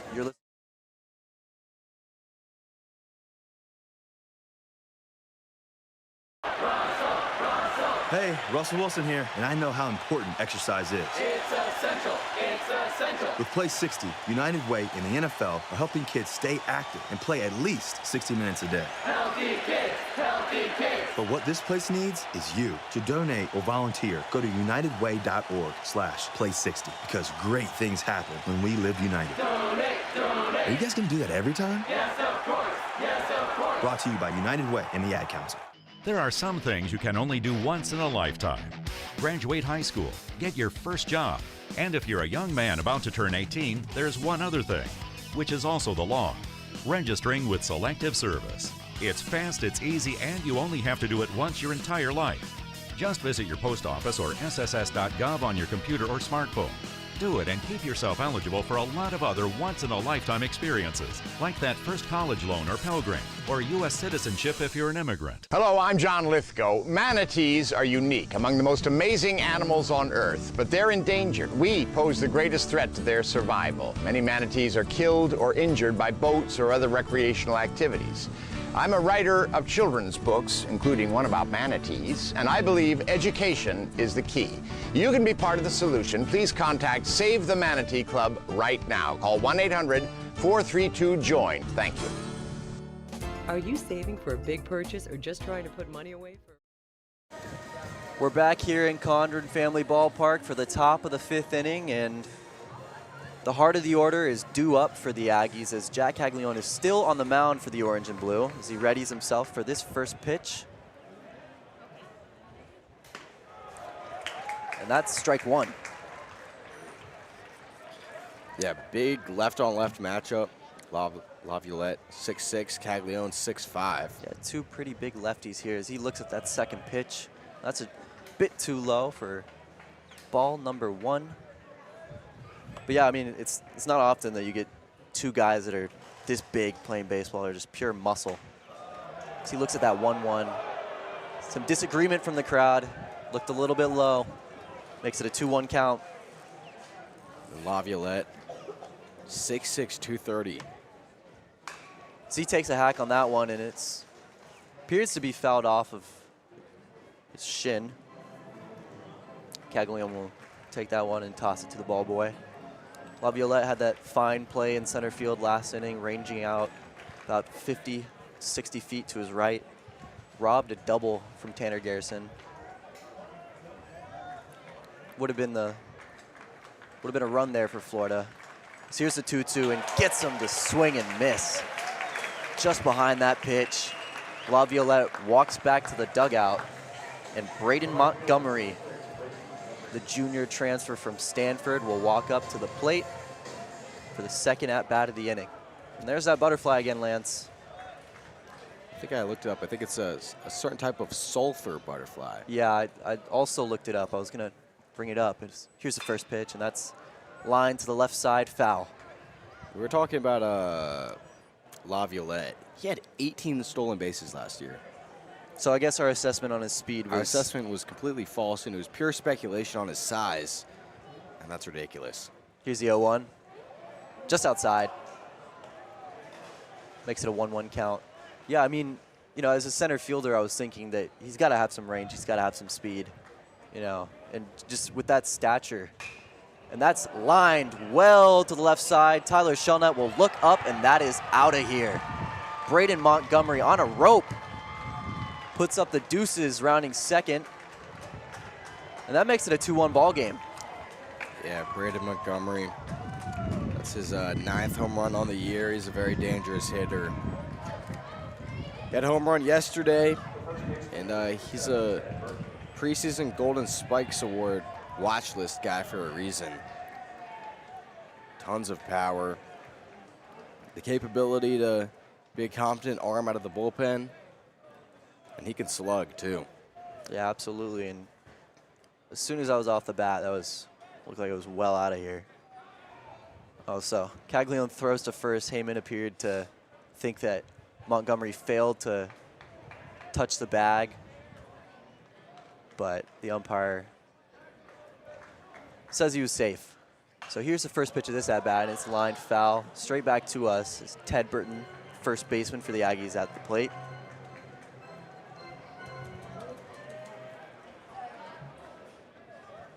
Earlier I mentioned, too, that Shellnut was posted in left field. It's Landon Russell. That was my mistake. Shellnut's playing third base, his natural position today, as Dale Thomas was subjected to the bench today, actually. You know, got kicked out of the starting lineup for today's contest. He struggled a little bit at the plate so far. So Caglione throws a strike right there, makes it a 1-2 count. Yeah, and it's kind of interesting how Shellnut moves over to third base on some of these Sunday games. Here's the 1-2, and that's grounded to short. Should be a routine play for Shelton at short, and he throws to first. They get the first out. Second out, excuse me.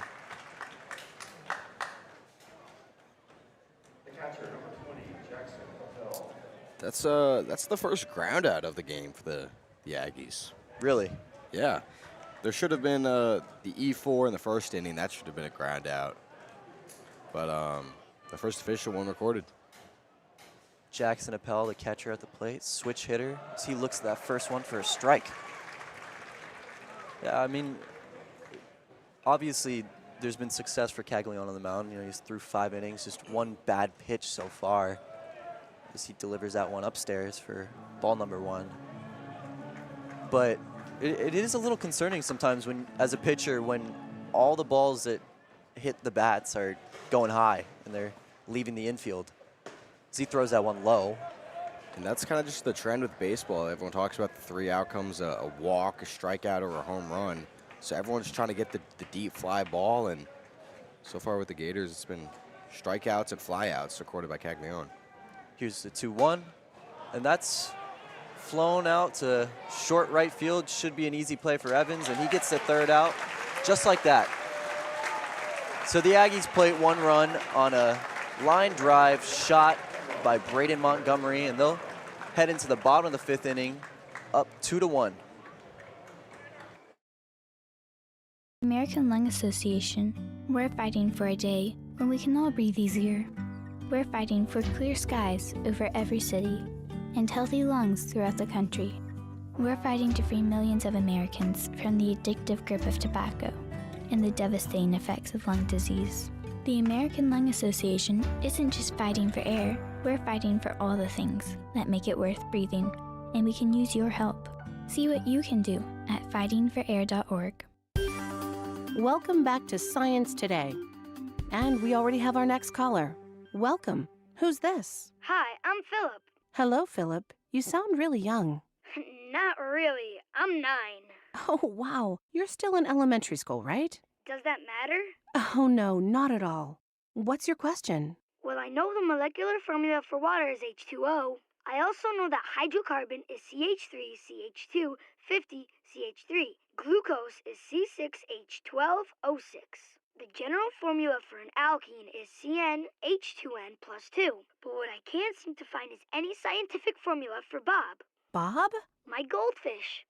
Are you ready for kids who eat healthy? Good nutrition can lead to great things. To find out how a healthy lifestyle can help your child succeed, go to mypyramid.gov. A public service announcement brought to you by the Ad Council and USDA.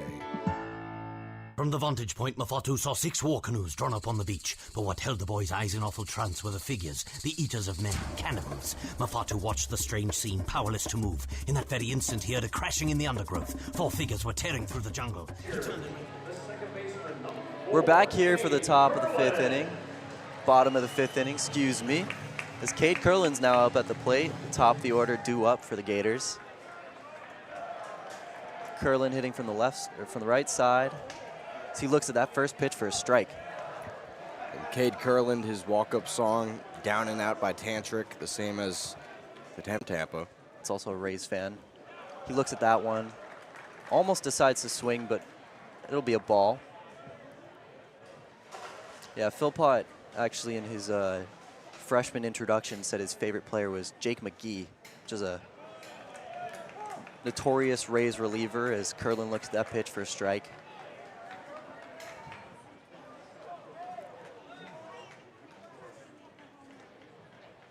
Here's the 2-2 pitch. Way too upstairs. Makes it a 3-2 count. Curlin's 1 for 2 today with a single. Has an RBI. And an error. Payoff pitch, swung on and missed. So that's the first out of the inning for the Aggies. Curlin retired via the strikeout. That was something he struggled with yesterday. He had 3 consecutive strikeouts at one point. Ended the game with a single, though, so he finished 1 for 4. As here's Jack Caglione at the plate. He looks at that first pitch for a strike. Extremely wide stance in the batter's box. I don't know if we've mentioned that before, but his left leg touches the back paint, and his front right foot almost touches the front of the box. As he grounds that out, should be a routine play for second baseman. And it is. Second out of the inning, just like that. Caglione walks back to the dugout as Luke Heyman comes up to the plate. And Caglione, obviously one of the best players in college baseball, a Golden Spikes finalist last season. But he's going to be a guy who's definitely going to make the big leagues in his career. And once he reaches that level, or even in minor leagues without the shift, that'll be big. Here's the first pitch, and that's hammered by Luke Heyman. Deep to left field, and that's way out of here. So last inning, Braden Montgomery goes deep to left for a home run, and Luke Heyman matches him. Both the 3-spot hitters. Both 3-spot hitters get on the board in the 5th inning. As that evens this ball game at 2 runs apiece. And that's Luke Heyman's 6th home run on the year. He had one yesterday as well. Yeah. Luke Heyman was a guy that I had super high expectations for heading into the season. You know, he excelled everyone's expectations last year as a freshman, as Colby Shelton looks at that first pitch for a ball. Yeah, Heyman hit .314 his freshman campaign with 12 long balls. Oh, that earned him all SEC freshman team odds. Here's the 1-0. Swung on and missed. 2 outs in this bottom of the 5th inning. 1-1 count to Colby Shelton. And Shelton's really struggled with that upstairs heater. He gets plunked. Man, that had to hurt. I heard it from up here. That was 92 miles per hour leaving his left hand.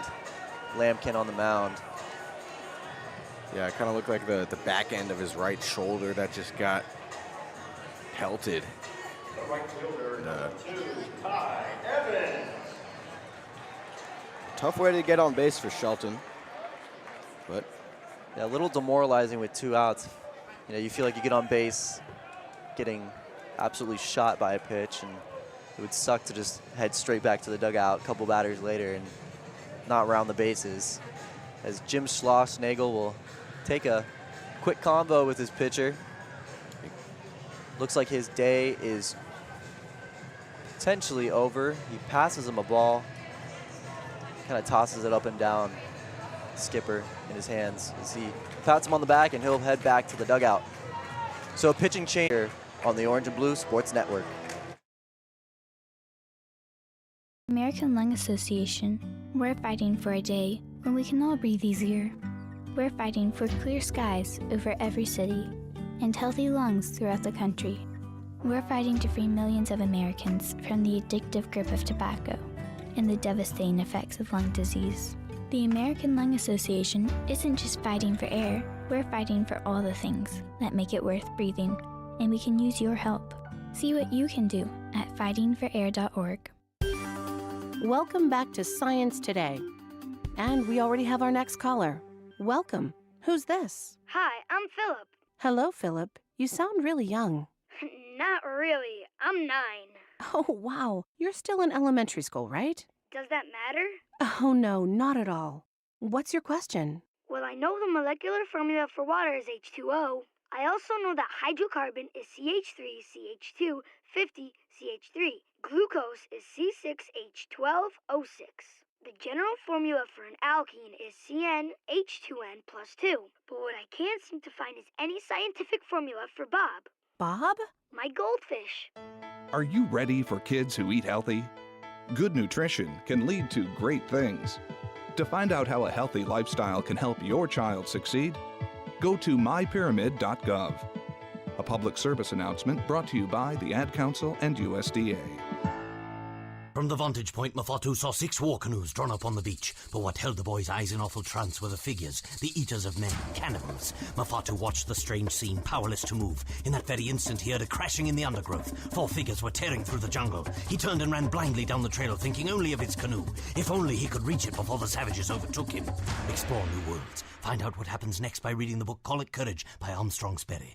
For other great book ideas, visit literacy.gov. A message from the Library of Congress and the Ad Council. We're back here in the bottom of the 5th inning. 2 outs so far with Colby Shelton stranded at first base and Ty Evans at the plate. Pitching change for the Aggies. Submarine pitcher, actually. Number 88, Brock Peary, the senior transfer out of Arizona State, is on the mound as he throws that first pitch for a ball. So Ty Evans is 0 for 2 today with 2 strikeouts and flails at that pitch. Fails to make contact, makes it a 1-1 count. Yeah, so he's pitching submarine, Lance. We were just talking about that a little bit during the break. It's not often that you see a pitcher like that. I don't know if the Gators have faced someone with that funky of a delivery as Evans is way ahead of that one. Makes it a 1-2 count. Definitely a strange release that might catch the Gators batters off guard. Transfer from Arizona State. Dad played there too. Yeah, and the Aggies relievers has had quite a bit of success against the Gators lineup so far this weekend as Evans looks at that one and it's just outside. Yes, father Noah Peary was drafted by the Mets in 1994. Brock was actually named after former ASU coach Jim Brock. Imagine they had a pretty good relationship then. As he swings at that one, and that's fouled to the backstop. Barely skims off the bat, top of the bat there. But coming into his 7th appearance, all out of the bullpen in 2024, he's posting a 2.08 ERA. It seems like all these Aggies just don't allow many runs. Yeah, and talking about the strength of schedule heading into this matchup, I believe the Aggies were ranked outside of the top 100 for strength of schedule, so not many formidable opponents as Evans swings at that one and misses to end the inning. So the Gators played a run on a Luke Heyman home run to left field, and that makes it a 2-2 ball game as we head into the top of the 6th inning here on the Orange and Blue Sports Network. At the American Lung Association, we're fighting for a day when we can all breathe easier. We're fighting for clear skies over every city and healthy lungs throughout the country. We're fighting to free millions of Americans from the addictive grip of tobacco and the devastating effects of lung disease. The American Lung Association isn't just fighting for air, we're fighting for all the things that make it worth breathing, and we can use your help. See what you can do at fightingforair.org. Welcome back to Science Today. And we already have our next caller. Welcome. Who's this? Hi, I'm Philip. Hello, Philip. You sound really young. Not really. I'm 9. Oh, wow. You're still in elementary school, right? Does that matter? Oh, no, not at all. What's your question? Well, I know the molecular formula for water is H2O. I also know that hydrocarbon is CH3CH2 50CH3. Glucose is C6H12O6. The general formula for an alkene is CnH2n plus 2. But what I can't seem to find is any scientific formula for Bob. Bob? My goldfish. Are you ready for kids who eat healthy? Good nutrition can lead to great things. To find out how a healthy lifestyle can help your child succeed, go to mypyramid.gov. A public service announcement brought to you by the Ad Council and USDA. From the vantage point, Mafatu saw 6 war canoes drawn up on the beach. But what held the boy's eyes in awful trance were the figures, the eaters of men. We're back here for the top of the 6th inning in Condron Family Ballpark as Hayden Schott is at the plate for the Aggies. Caglianone's still on the mound for the Gators. Despite giving up a home run last inning, he's had a pretty successful day as he's up to 101 pitches. As he throws that first one for a strike. And Caglione, his first start against Columbia, not ideal. Here's the 0-1. And that's swung on and flied out to center field deep, but it should be playable as Jalen Guy squares up just shy of the warning track for the first out of the inning. Yeah, I was saying Caglione, his first start was canceled against St. John's due to rain. But against Columbia, a little up and down, but since then he's been on fire, just mowing down batters at the plate. I felt like that was kind of the question mark too heading into this season, you know. Draft eligibility, just will he have success on the mound? As he throws that first one to Binder up at the plate, designated hitter for a ball. Yeah, and that's been... As the 1-0 comes in for another ball, makes it a 2-0 count. Yeah, it's Blake Bender up at the plate. He's 0 for 2 thus far. Struck out swinging, then he popped up.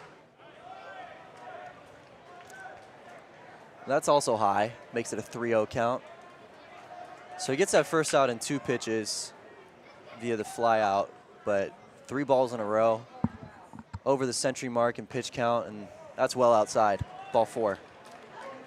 And yeah, like and there's a scream from Caglione, a little frustrated. He knows his night is over. Yeah, he's frustrated. Kevin O'Sullivan walks out to the mound. He makes his call to the bullpen. But a standing ovation for Caglione from the fans, the rowdy reptiles here at Condron Family Ballpark. That was an exceptional outing. The 4th consecutive quality start. And Caglione, he's very frustrated here because he thinks he has more left in the tank.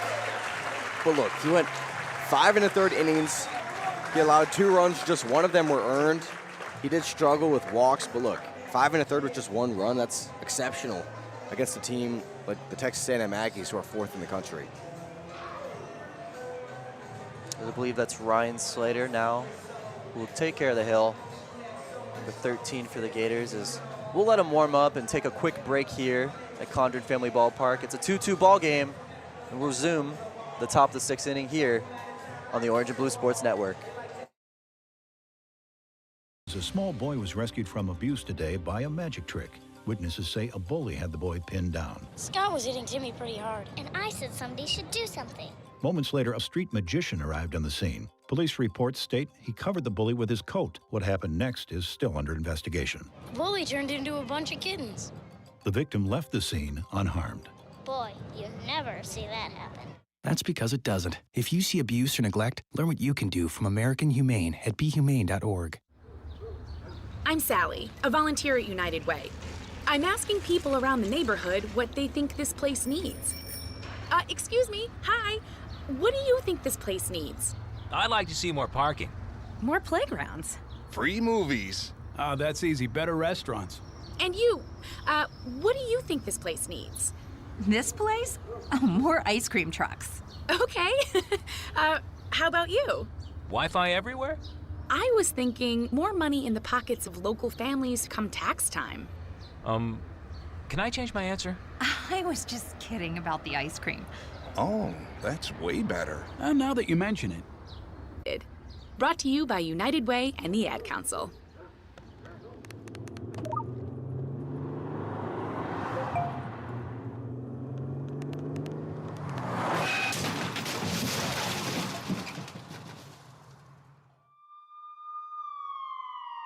This These are the sounds of someone taking their eyes off the road. Texting while driving is more than distracting. It's dangerous. Do Florida a favor. When you're on the road... We're back here for the top of the sixth inning at Condron Family Ballpark. Ryan Slater takes care of the hill now for the Gators. The runner on first and 1 out. Is Ali Camarillo is at the plate as he takes a hack on that first pitch and misses. For strike number 1. Ali Camarillo couldn't contact that Slater breaking ball. Slater's been one of the best bullpen arms this season for Kevin O'Sullivan. Working from the stretch. Here's the 1-0. And he fires that one to left side for a single. Just past Colby Shelton at short. That puts 2 runners on for the Aggies with just 1 out. Slater, redshirt junior, is having probably the best season of his career thus far, posting a 3.15 ERA, a 1-0 record. This is his 10th appearance out of the bullpen. Yeah, he's sort of the workhorse for O'Sullivan, a guy that he's placed a lot of trust in to have success. As Caden Kent looks at that first pitch for a strike. Yeah, and with a pitching staff and a bullpen that features a lot of young guys, it's one of the arms that O'Sullivan loves to lean on. The 0-1, swung on and missed, foul to the backstop. Makes it an 0-2 count, 1 out, 2-2 ball game in the top of the 6th inning for Caden Kent. The 9-hole hitter for the Aggies. The top of the order is due up right after him. He steps off the mound real quick.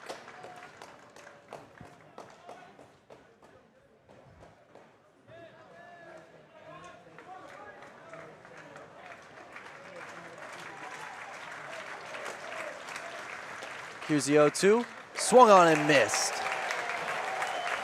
A low pitch hit the dirt, but Caden Kent sent packing. And he'll walk back to the dugout as we hear the left-right chants. Yeah, Caden Kent just a little lost at that at-bat. He just, Ryan Slater pulled the string and had him down swinging.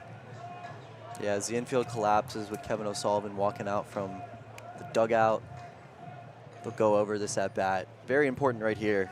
It's a top of the order. Gavin Grahovic, a lethal hitter for the Aggies, has had a lot of success this weekend so far. And this is really the Aggies' opportunity to break open this ball game right here with 2 runners on. And O'Sullivan wearing blue today to differentiate himself from the orange jerseys that the Gators players are wearing. But yeah, he wants to make sure that Slater doesn't allow the Aggies to retake the lead. Yeah, of course. Don't get too comfortable here, but don't get too stressed out. You're a guy that's been in this position plenty of times. And he, like you said, he's had a lot of success in the 10 appearances he's had this season. Yeah, and the runner on second, that's Bender up. He's the responsibility of Caglione, and Camarillo on first, that's all Slater. Yeah, worth noting if any of these runners end up reaching the plate is here's that first pitch, and that's a bit too low. Ball 1. And if the Gators end up shutting out the Aggies this inning, that'll be the 3rd straight scoreless outing by Caglione. Here's a 1-0. Down Broadway, strike 1. I'm sorry, that was completely false. They have 2 runs. I don't know what happened. Spreading misinformation on the Orange and Blue Sports Network, Lance. So Slater readies himself for the 3rd pitch of this at-bat. Here's the 1-1, swung on and fouled off to the right side, just above the press box. And a good mix of pitches by Slater, alternating the fastball with the off-speed stuff. Big pitch right here for the righty. A 1-2 count, 2 outs in the top of the 6th inning, 2 runners on. Here it is. Too low. And Grahovic was ready to unload on that pitch, but good discipline and You watch the fastball go down low beneath his arm. Vovic has 2 strikeouts today. As we'll redo it, 2-2, fouled off. There's 6 home runs on the year for the freshman. And as I mentioned earlier, a lot of people think that this is the best freshman in all of college baseball. And he certainly showed it this weekend. So here it is, 2-2, 2 outs, 2 guys on, 2-2 ball game. And that swung on and lifted to center field. Should be an easy routine out for Jalen Guy, and it is. He makes a catch, and the Aggies leave a pair stranded. We'll head into the bottom of the 6th inning, knotted up at 2 runs apiece. You're listening to Florida Gators baseball on the Orange and Blue Sports Network. Annoying. You're so annoying. Stop copying me. Stop copying me. Mom, tell her to stop copying me. Mom, tell her to stop talking to me. Kids will spend 10 minutes copying everything their sibling says. You're such a You're doofus. such a doofus. How about 2 minutes to brush their teeth? Brushing for 2 minutes now can save your child from severe tooth pain later. For fun 2-minute videos to watch while brushing, visit 2min2x.org. 2 minutes, twice a day. They have the time. Mom! A message from the Partnership for Healthy Mouths, Healthy Lives, and the Ad Council. You are a healthy eater. Oranges for vitamin C, flaxseed and mackerel for omega-3s. But did you know the same foods that are good for your body, i.e. not beef jerky, are also good for your eyes? Yep, research shows proper nutrition can impact the development of cataracts and age-related macular degeneration, 2 leading causes of blindness. So keep up the healthy munching, my well-fed friend. And for more easy ways to keep keeping your eyes healthy, see your optometrist or visit AOA.org.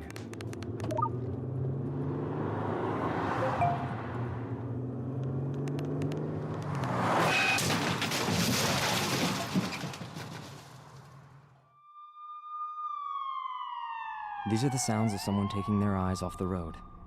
Texting while driving is more than distracting. It's dangerous. Do Florida a favor. When you're on the road, stay off the phone.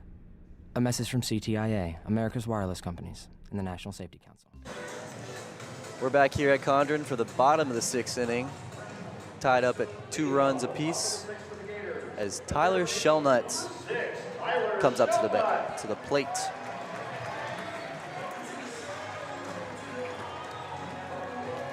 And Shellnut, fresh off that game yesterday, which saw him go 3 for 4 with 2 doubles. There's a walk and a double today with a run scored. He takes a wide stance from the left side batter's box. Looks at that first pitch for a ball.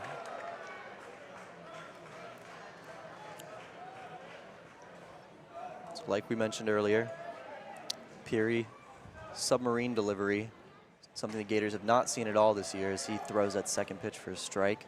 That was a disgusting slider. Yeah, it's 76 out of his right hand, but it's appeared to be efficient for him so far this year, boasting a pretty low ERA. Here's that 1-1. That's way too outside. Yeah, it looked like he went back to the slider there and it just drifted outside the plate. Yeah, that was 73 miles per hour out of his hand. So you don't see that too often. So here's the 2-1 pitch, and that's swung on and grounded straight back to Peary at the mound, and he'll underhand toss that to first. And the Aggies get the first out of the inning. So Shellnut goes down in a couple of pitches, and the bottom of the order will continue for the Gators with Landon Russell. So we hear the "every day I'm hustling." Landon is rustling at the plate. As I actually take that back, you know, the hustle Russell, it would have worked, but apparently it's Hayden Yost, a pinch hitter now for the Gators. So he looks at that first pitch for a ball. You know, I really thought that Landon Russell was, you know, that unique with his walk-up song. You know, he could change it if he decided to. I know they allowed changes throughout the year. So here's the 1-0. Inside for a strike. Makes it a 1-1 count. Yeah, it's always fun when a player's walk-up song is 1-1, sliced foul, backstop, hits off the netting. When a player's walk-up song is like with their name. For in the Phillies system, they have an outfielder, Cade Fergus. His walk-up song is Fergalicious. Yeah, see, I mean, that's too perfect. I would absolutely do that if I was a Ferg man. Here's the 1-2, and that's chopped straight back to Peary as well, and he'll have to make a hard play to first, but he gets it. Hayden Yost almost beats that one out, but the Aggies will throw it around the infield diamond and back to Peary, who now has 2 outs with 2 plays that he's made. And it's very rare when you see a player try to slide into first, but I think that was a play that it could have worked, and it could have been an infield hit. Instead, it's out number 2. So Tanner Garrison's at the plate for the Gators as he looks at that first pitch for a ball. You know, Sports Science, I don't know if you remember that show back in the day. It was like, they have a couple funny episodes with like Marshawn Lynch eating Skittles as he grounds that one to shortstop. Should be a routine play to end this inning, and it is. Tanner Garrison grounds out to end the inning. That's 1-2-3 for the Gators. Good inning of work from in relief for Peary, and we'll head into the bottom of the 6th inning, tied up at 2 runs apiece. At the American Lung Association, we're fighting for a day when we can all breathe easier. We're fighting for clear skies over every city and healthy lungs throughout the country. We're fighting to free millions of Americans from the addictive grip of tobacco and the devastating effects of lung disease. The American Lung Association isn't just fighting for air, we're fighting for all the things that make it worth breathing, and we can use your help. See what you can do at fightingforair.org. Welcome back to Science Today. And we already have our next caller. Welcome. Who's this? Hi, I'm Philip. Hello, Philip. You sound really young. Not really. I'm 9. Oh, wow. You're still in elementary school, right? Does that matter? Oh, no, not at all. What's your question? Well, I know the molecular formula for water is H2O. I also know that hydrocarbon is CH3CH2 50CH3. Glucose is C6H12O6. The general formula for an alkene is CnH2n plus 2. But what I can't seem to find is any scientific formula for Bob. Bob? My goldfish. Are you ready for kids who eat healthy? Good nutrition can lead to great things. To find out how a healthy lifestyle can help your child succeed, go to mypyramid.gov. A public service announcement brought to you by the Ad Council and USDA. From the vantage point, Mafatu saw 6. Top of the 7th inning here at Condron Family Ballpark. I'm Lance Williams, joined by my partner Luke Adragna. And this game is tied at 2-2 between Texas A&M and Florida. New pitcher on the mound for the Gators. That's the right-handed reliever, Brandon Neely, the 6'3" junior. First team All-SEC in 2023. He's coming into the game following a quality outing on Friday against A&M where he pitched 3 shutout innings. He has a 6.00 ERA in 8 appearances, 1 save, 12 innings pitched, 8 runs off 12 hits. With that, the day is done for the reliever, Ryan Slater. He pitched just 2/3 of an inning, allowed 1 hit, no runs, and he struck out 1 as well. Luke, what do you expect from Brandon Neely coming off of that good outing on Friday? Yeah, I mean, I'll say I was a little surprised at first that Slater was taken out so early. I mean, there's 3 innings left in this ball game, and that's exactly what Brandon Neely had to deal with on Friday, and he cruised through those 3 innings, and you know, he has the opportunity to do the same today. Now it's Jace Laviolette at the plate. First pitch by Neely. An outside fastball for ball 1. We were talking earlier about sports science too. I didn't get the opportunity to finish that little segment, but I believe they did a video on sliding to first base. Next pitch is another ball. And they concluded that you lose a fraction of a second, about 0.1, just a little bit over, when you try to slide. Goes the 2-0, swung on and missed for strike 1. So, you know, you see guys, and there's also the risk of your body, you know, you also injure yourself if you slide into first base. You're always risking something if you're sliding. to any bag. The 2-1 pitch, inside for ball 3. So I've never really been a supporter of sliding at first base. Of course, it's fun when you see a guy that gets in there safely and it's like bang, bang play. But scientifically, here comes the 3-1 from Neely. It's cut on and missed. The big center fielder, Laviolette, is now at the plate with a full count. It's tied at 2-2, top of the 7th. No one on, no one out.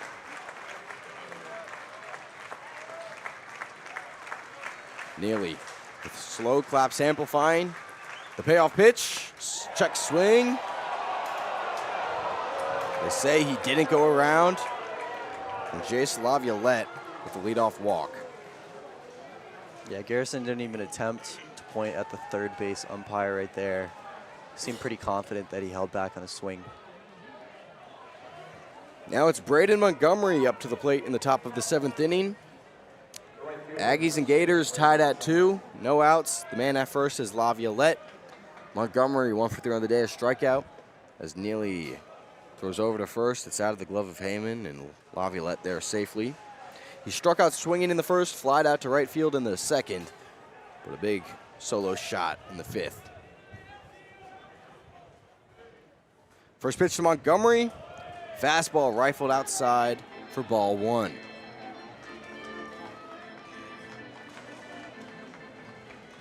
Neely readjusts himself, gets himself situated on the rubber.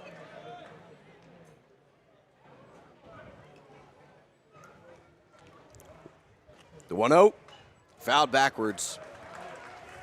Count evens at 1-1. Brandon Neely stretches out his arms, shakes his hands. It's a 1-1 count to Braden Montgomery. Game tied at 2. The 1-1, fouled backwards once again. It's a 1-2 count now to the Aggies right fielder. The number 4 ranked Aggies tied at 2-2 with the number 8 ranked Gators.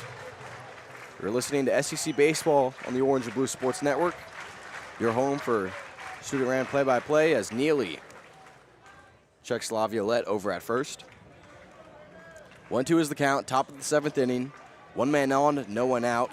Aggies and Gators tied at 2 in the rubber match of this 3-day series. Neely nods his head. He unleashes the 1-2. And Montgomery fouls the 3rd straight pitch into the netting.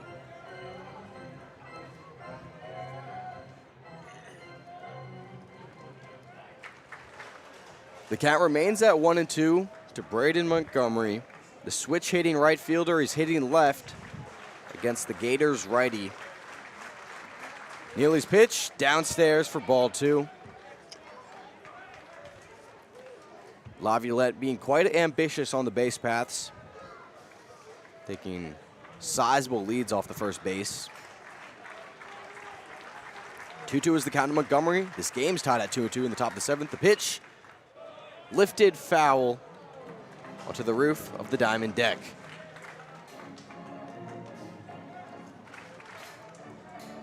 Texas A&M with 2 runs to Florida's 2 in the top of the 7th inning. No outs. Jace Laviolette at first with a 6-foot lead towards second. The 2-2 pitch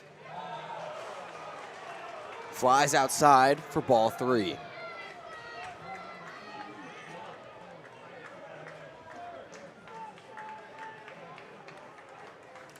Neely with a chain glistening in the sunlight. Sunday afternoon baseball, and he tries to throw over to first, but Laviolette slides in safely. Very wary of Laviolette, first base. 18 stolen bags last year. The payoff pitch to Montgomery. Now the throw over to short, and Shelton runs into Laviolette. Looks like the helmet might have ran into the chin of Shelton, and he's rattled up. So, looking from the scoreboard, looked like Laviolette might have gotten under that tag, but we'll take a brief pause, or they'll take a brief pause on the field. Challenging Williams out at second base in previous play. Good review. Yeah, and they're going to challenge it here, and I'm totally in support of that. Safe at second base. And this is funny. So the umpire said Florida's challenging the ruling of out at second base, but it was ruled safe at second base. Yeah, they're challenging to see if it was out. Yeah. But, you know, in a 2-2 ball game in the 7th inning, this is an extremely important runner right here who will be in scoring position with just one out if the play stands. So, if they don't get this right, it's not the worst thing in the world. They will lose their challenge. Bottom line, Braden Montgomery went down swinging. And the question is, was Jace Laviolette safe at second, the stolen base, or was he out? The ruling on the field was that he is safe. And man, he is covered in dirt after that stolen base attempt. Yeah, so we're getting some cheers from the crowds, but personally, I don't know if there was enough evidence to overturn that ruling. This game is tied at 2-2 in the top of the 7th inning. There is one out. The Aggies are at the plate. It's going to be Ted Burton. After review, call second base will be overturned. And look at this. The umpires, they spoke about it, and Jace Laviolette was caught stealing. And the base runner is removed, and there's now 2 outs in the top of the 7th.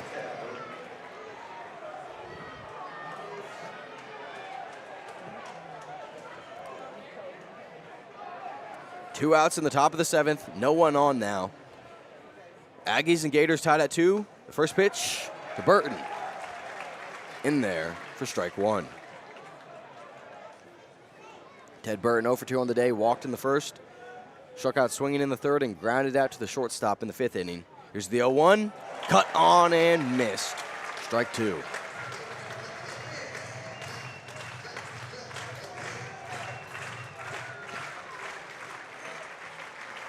Brandon Neely, the All-SEC closer, the 0-2 pitch, sneaks down low and away for ball 1.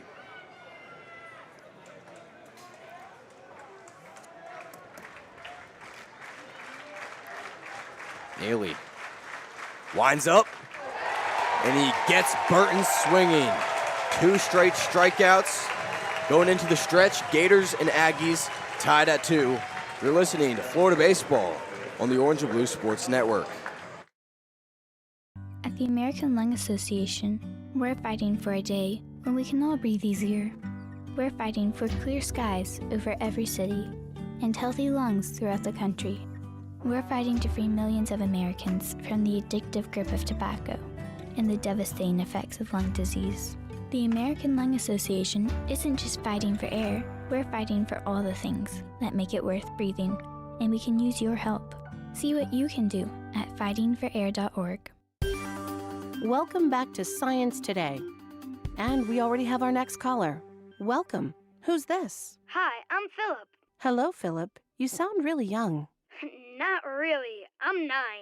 Oh, wow. You're still in elementary school, right? Does that matter? Oh, no, not at all. What's your question? Well, I know the molecular formula for water is H2O. I also know that hydrocarbon is CH3CH2 50CH3. Glucose is C6H12O6. The general formula for an alkene is CnH2n plus 2. But what I can't seem to find is any scientific formula for Bob. Bob? My goldfish. Are you ready for kids who eat healthy? Good nutrition can lead to great things. To find out how a healthy lifestyle can help your child succeed, go to mypyramid.gov. A public service announcement brought to you by the Ad Council and USDA. From the vantage point, Mafatu saw 6 war canoes drawn up on the beach. But what held the boy's eyes in awful trance were the figures, the eaters of men, cannibals. Mafatu watched the strange scene, powerless to move. In that very instant, he heard a crashing in the undergrowth. 4 figures were tearing through the jungle. He turned and ran blindly down the trail, thinking only of his canoe. If only he could reach it before the savages overtook him. Explore new worlds. Find out what happens next by reading the book Call It Courage by Armstrong Sperry. For other great book ideas, visit literacy.gov. A message from the Library of Congress and the Ad Council. Coming out of the stretch, Gators and Aggies tied at 2. Out of the plate, Jalen Guy, the Gators center fielder. First pitch, bounced over to the third baseman in the infield grass. He throws it over to Burton at first. One pitch, one out. Guy is retired.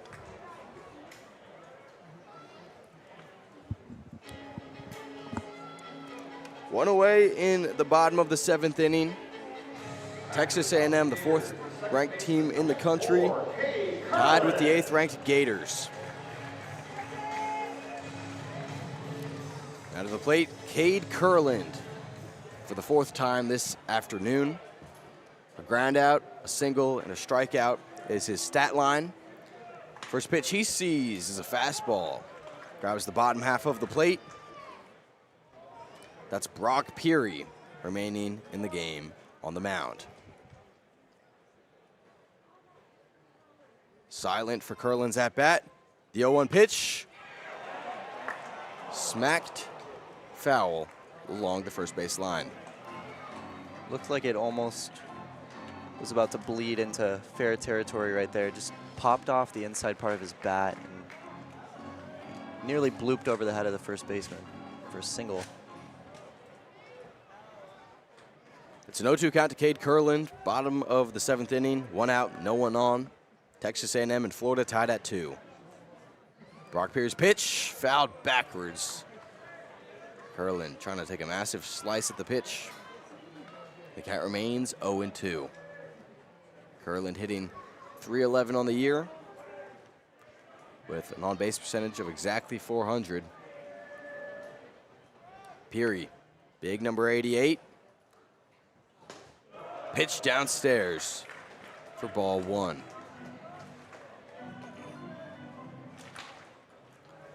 He has that submarine release that Luke was speaking about earlier.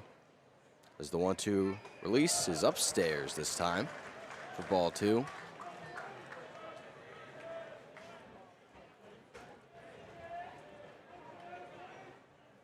Brock Peary from Peoria, Arizona.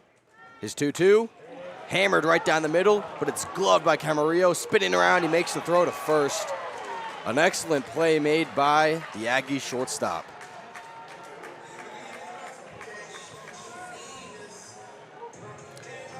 Back-to-back groundouts to start this inning.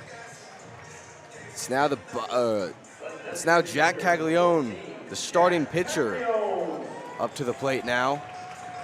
Not before Jim Schlossnagel comes out of the dugout to have a few words with his reliever. In fact, he says, Brock, it's been a good run, but you're going to the dugout. And he's calling for a new arm. Bottom of the 7th inning, 2 outs, no one on. Gators and Aggies tied at 7. We'll take a brief pause for the pitching change on the Orange and Blue Sports Network. A small boy was rescued from abuse today by a magic trick. Witnesses say a bully had the boy pinned down. Scott was hitting Timmy pretty hard, and I said somebody should do something. Moments later, a street magician arrived on the scene. Police reports state he covered the bully with his coat. What happened next is still under investigation. The bully turned into a bunch of kittens. The victim left the scene unharmed. Boy, you never see that happen. That's because it doesn't. If you see abuse or neglect, learn what you can do from American Humane at BeHumane.org. I'm Sally, a volunteer at United Way. I'm asking people around the neighborhood what they think this place needs. Excuse me, hi. What do you think this place needs? I'd like to see more parking. More playgrounds. Free movies. Oh, that's easy. Better restaurants. And you, what do you think this place needs? This place? Oh, more ice cream trucks. Okay. How about you? Wi-Fi everywhere? I was thinking more money in the pockets of local families come tax time. Can I change my answer? I was just kidding about the ice cream. Oh, that's way better. Now that you mention it. When it comes to getting better tax refunds into the hands of local families, what this place needs is you. To donate or volunteer, go to unitedway.org. Because great things happen when we live united. Brought to you by United Way and the Ad Council. Back here in the bottom of the 7th inning, this game is tied at 2 runs. Texas A&M traveled here to Gainesville to face Florida.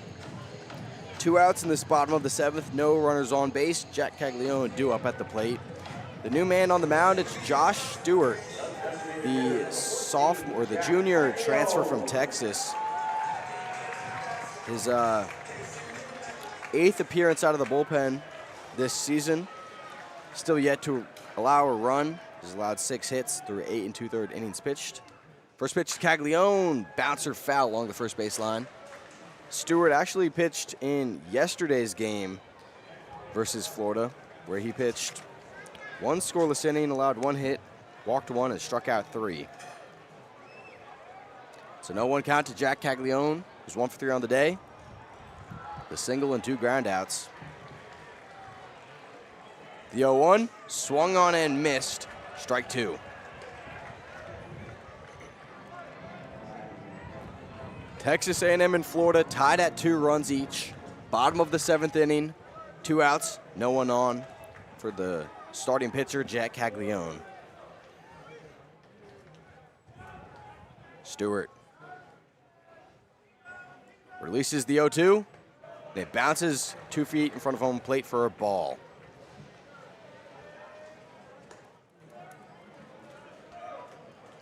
This is game 3 of this 3-game series between these 2 top 10 teams. The 1-2 pitch to Caglione is hammered out to right field, and it bounces into the corner. Caglione, he's hustling over to second. This will be close. The throw, is it in time? Yes. Jack Caglione flied too close to the sun.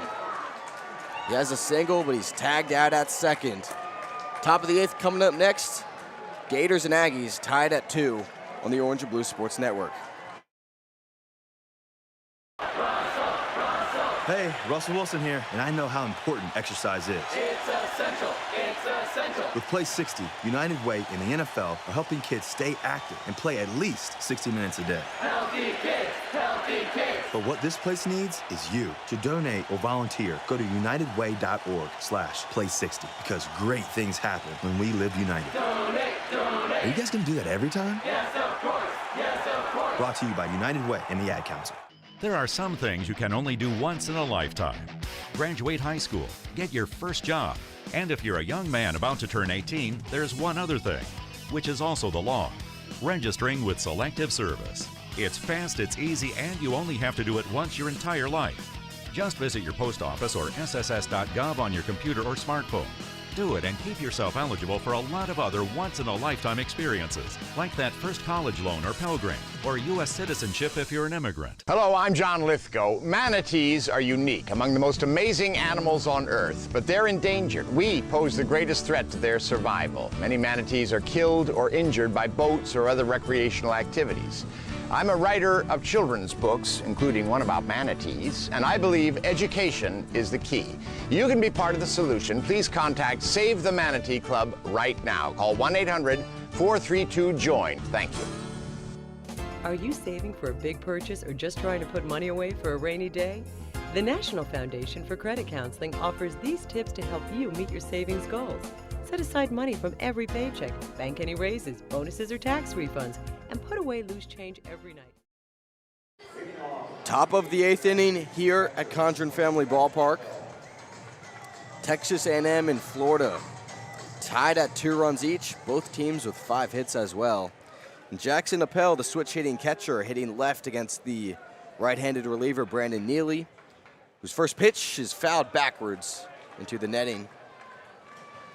And it's grabbed by the ball boy, who hustles back towards the Aggies dugout. It's a 0-1 count now to Jackson Appel, who's 0 for 1 on the day. Next pitch, fastball, hammers the glove of the catcher Garrison. Jackson Appel, 2 walks in the first and third innings. Then he popped out to right field in the 5th. Next pitch, upstairs and maybe away for ball 1. Brandon Neely readjusts himself on the mound. He's back on the rubber now. Winds up, the 1-2. Just outside to even the count at 2-2.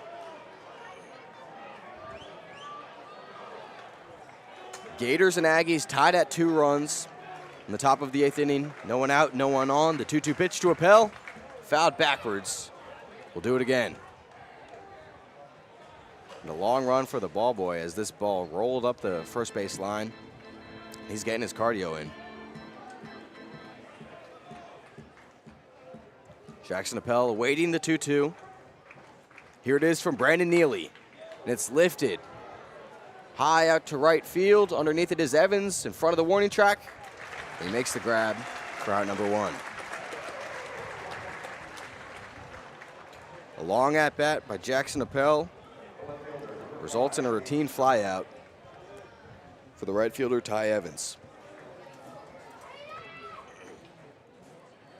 Top of the 8th inning, 1 away, no one out. Aggies and Gators tied at 2. To the plate now is Hayden Schott, who's 1 for 3. Reached on an error in the first inning. First pitch upstairs for ball 1. Schott singled in the 3rd and flied out to center in the 6th. So he takes a practice swing and situated in the left-handed box. Now the 1-0. Swung on and missed. Schott too late. Couldn't chase, or he could chase, but he couldn't make contact with the Neely heater. It's a 1-1 count to Hayden Schott, the Aggies left fielder. Here's Neely. Downstairs on the fastball for ball 2. 2-1 is the count. 1 away, no one on. Top of the 8th inning.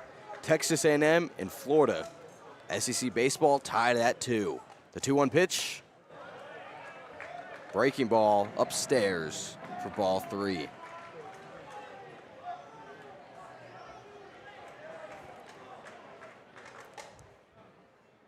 Brandon Neely. The 3-1. Lifted high but foul. That goes over the diamond deck and into the parking lot. It's a full count now to Hayden Schott, the Aggies left fielder. 1 out, no one on, top of the 8th. Aggies and Gators tied at 2-2. Brandon Neely unloads the payoff pitch, and it's swung on and missed. Strike 3. Brandon Neely up to 3 strikeouts on the day. The Gators up to 11.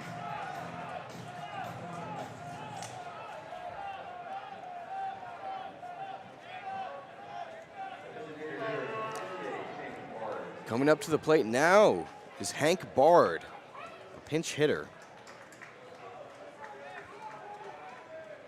Replacing the right-handed hitting Bender up. He's a lefty. He watches the first pitch go upstairs for ball 1.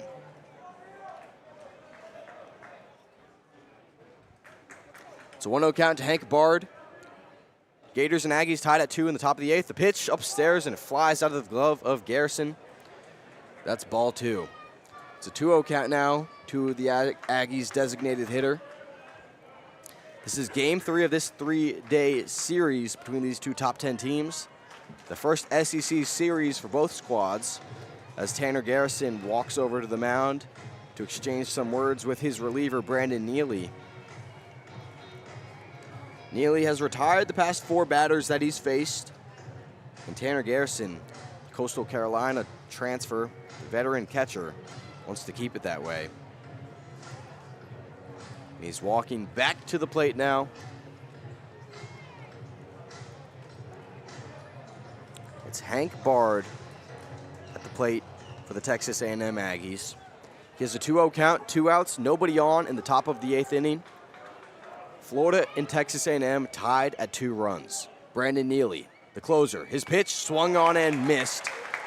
Bard couldn't chase or couldn't touch the 86-mile-per-hour pitch by Brandon Neely.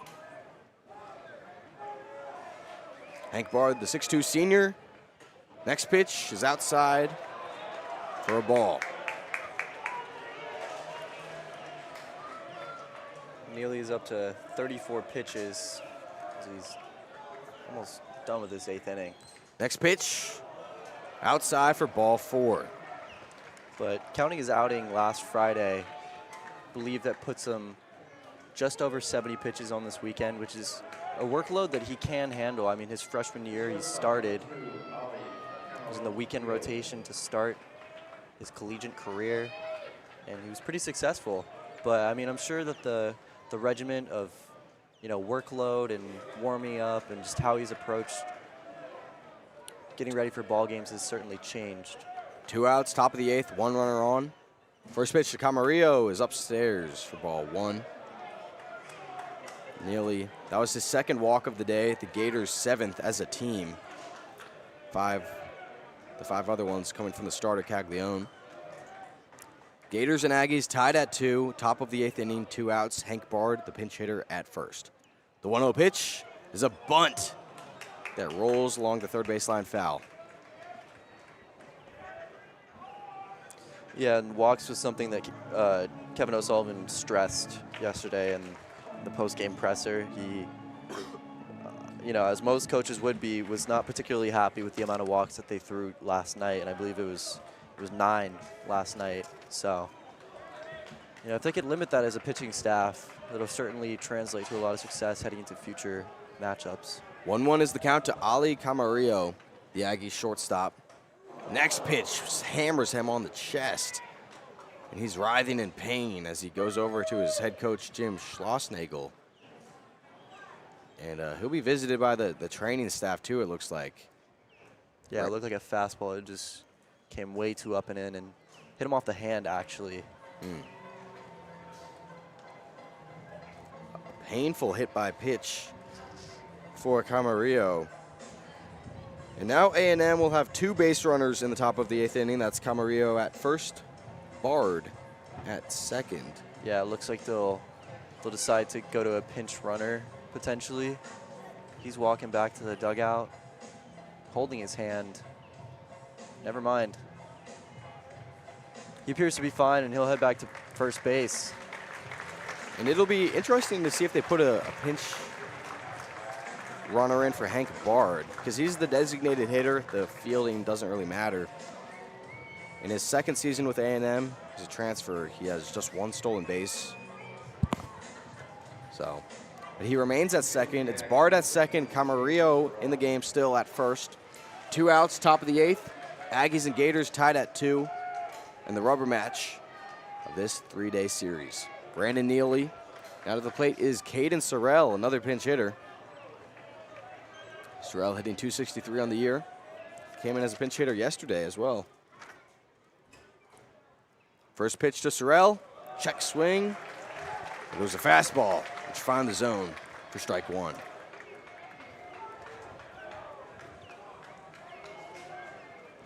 Oh, 0-1 count to the Highland Village, Texas native. As Bard with a massive leadoff second. And Sorrell takes a big hack. It's an 0-2 count to Caden Sorrell. 2 outs, top of the 8th, 2 runners on base. That's Bard at second, Camarillo at first. Aggies and Gators tied at 2. Top of the 8th. The 0-2 pitch, swung on and missed. Strike 3. Brandon Neely pumps his arms. Bottom of the 8th coming up next. Gators and Aggies tied at 2 on the Orange and Blue Sports Network. American Lung Association, we're fighting for a day when we can all breathe easier. We're fighting for clear skies over every city and healthy lungs throughout the country. We're fighting to free millions of Americans from the addictive grip of tobacco and the devastating effects of lung disease. The American Lung Association isn't just fighting for air, we're fighting for all the things that make it worth breathing, and we can use your help. See what you can do at fightingforair.org. Welcome back to Science Today. And we already have our next caller. Welcome. Who's this? Hi, I'm Philip. Hello, Philip. You sound really young. Not really. I'm 9. Oh, wow. You're still in elementary school, right? Does that matter? Oh, no, not at all. What's your question? Well, I know the molecular formula for water is H2O. I also know that hydrocarbon is CH3CH2 50CH3. Glucose is C6H12O6. The general formula for an alkene is CnH2n plus 2. But what I can't seem to find is any scientific formula for Bob. Bob? My goldfish. Are you ready for kids who eat healthy? Good nutrition can lead to great things. To find out how a healthy lifestyle can help your child succeed, go to mypyramid.gov. A public service announcement brought to you by the Ad Council and USDA. From the vantage point, Mafatu saw 6 war canoes drawn up on the beach. But what held the boy's eyes in awful trance were the figures, the eaters of men, cannibals. Mafatu watched the strange scene, powerless to move. In that very instant, he heard a crashing in the undergrowth. 4 figures were tearing through the jungle. He turned and ran blindly down. Bottom of the 8th inning, Florida and Texas A&M remain tied at 2-2. Coming up to the plate is the Gators' first baseman, Luke Heyman. On the mound still is Josh Stewart, the reliever. First pitch, cut on and missed. Maybe it was fouled backwards. Hard to tell. Either way, it's an 0-1 count now to Heyman, who's 1 for 3 on the day. Flied out in the first, struck out swinging in the third, but a home run in the 5th. Next pitch, breaking ball. Drops outside and low. There wasn't a huge crowd here today at Condron. You know, Sunday ball game usually doesn't draw as many fans. The 1-1, hammered past the glove of the third baseman, Garhovic, and Luke Heyman jogs over to first with a leadoff single. Saturday games, of course, draw, you know, many more fans than a Sunday contest. And also, a lot of people probably wanted to watch the SEC basketball championship, which has come to a close. Auburn won 86 to Florida 67. Obviously, tough to lose that, but a great run by Todd Golden, the Gators' first SEC championship appearance since 2014, since Billy Donovan. The run's not over, of course. Selection Sunday's today, so Gators will figure out if they do make the March Madness tournament, which they are expected to. They certainly will make the March Madness tournament. It's where they will be sent and not what seeding. But it should be exciting. Florida basketball back in March Madness for the first time since 2021. Yeah, from what I've read, they're expected to hover around the 5-ish to 7 seed. I think if they won today, they could have secured themselves a 5 seed. We'll see, of course. I mean, those results are expected to come out, I think, a couple hours later today. And now we have a mound meeting for the Aggies, and the umpire points to the bullpen, a new arm coming in. It's the bottom of the 8th inning, no outs, 1 runner on base. That's Luke Heyman at first, Colby Shelton at the plate. Josh Stewart, his day is done. The man at first, still his responsibility. The Aggies and Gators tied at 2. We'll take a brief pause on the Orange and Blue Sports Network for the pitching change. So annoying. You're so annoying. Stop copying me. Stop copying me. Mom, tell her to stop copying me. Mom, tell her to stop talking to me. Kids will spend 10 minutes copying everything their sibling says. You're such a doofus. How about 2 minutes to brush their teeth? Brushing for 2 minutes now can save your child from severe tooth pain later. For fun 2-minute videos to watch while brushing, visit 2min2x.org. 2 minutes, twice a day. They have the time. Mom! A message from the Partnership for Healthy Mouths, Healthy Lives, and the Ad Council. You are a healthy eater. Oranges for vitamin C, flaxseed and mackerel for omega-3s. But did you know the same foods that are good for your body, i.e. not beef jerky, are also good for your eyes? Yep, research shows proper nutrition can impact the development of cataracts and age-related macular degeneration, 2 leading causes of blindness. So keep up the healthy munching, my well-fed friend. And for more easy ways to keep keeping your eyes healthy, see your optometrist or visit AOA.org.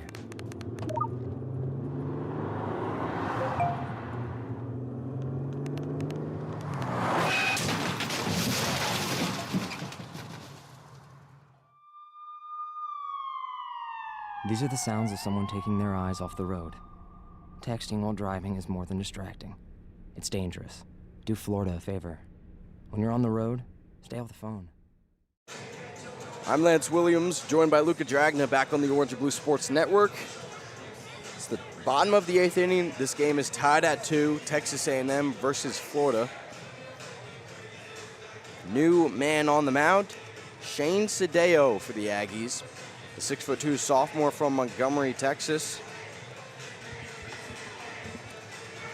He's making his relief appearance against the Gators for the 2nd straight day. He pitched yesterday 1 2/3 with 2 hits, 1 run allowed, 1 walk, and 1 strikeout. He earned the save. Yeah, he was the only reliever yesterday that surrendered a run to the Gators lineup for the Aggies. Came in the 9th inning. No outs in the bottom of the 8th. Colby Shelton to the plate. He watches the first pitch, a fastball drift in there for strike 1. 1 runner on base, that's Luke Heyman at first. He's the responsibility of the previous guy, Josh Stewart.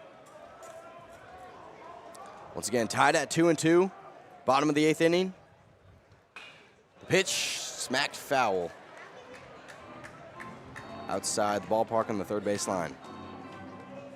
Colby Shelton, who's 0 for 1 on the day, walked in the first, grounded out to the second baseman in the third, and was hit by a pitch in the 5th. He has an 0-2 count. Next pitch rise to Deo. He checks his swing while the fastball flies outside for ball 1. Shane Sadeo, a burgundy glove, digs his feet in. Colby Shelton awaits the pitch, the left-handed hitting shortstop.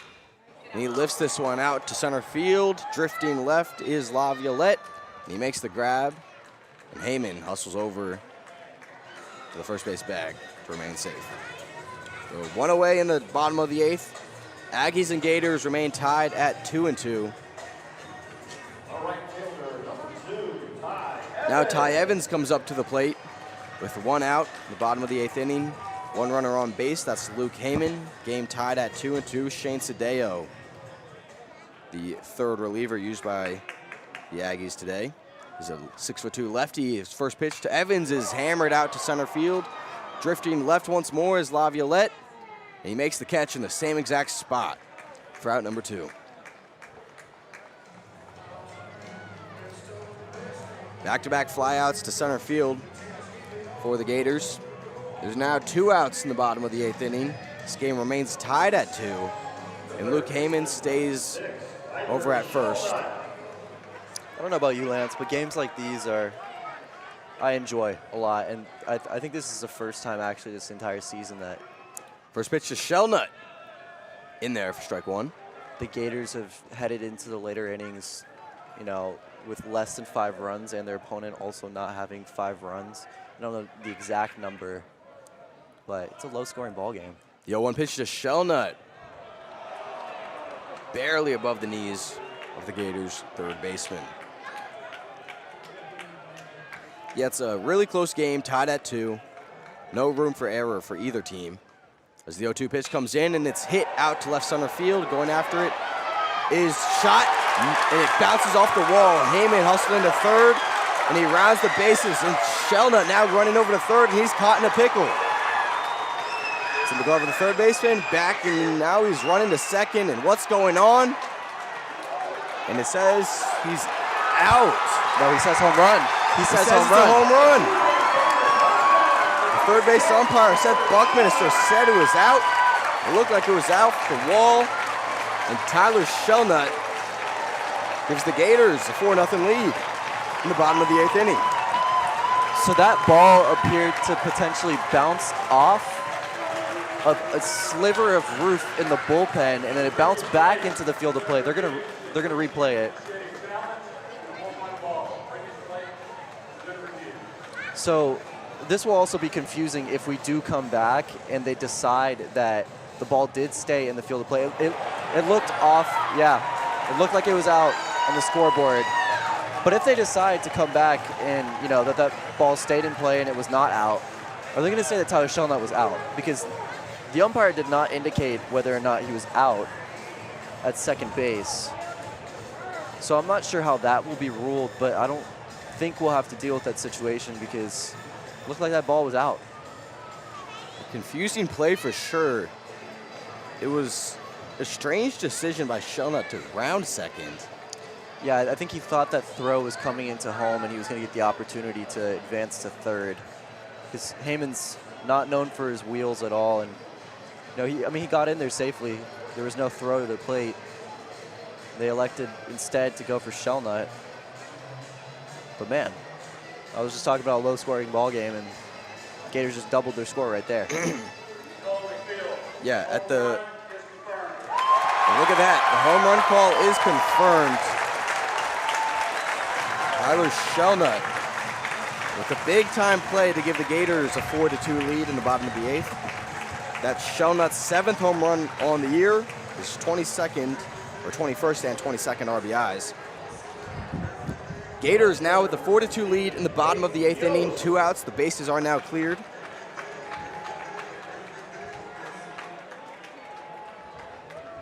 Now the 7th spot hitter, Hayden Yost, to the plate. First pitch to him is down low for ball 1. Texas A&M versus Florida. The Gators on top 4-2 in the bottom of the 8th, 2 outs.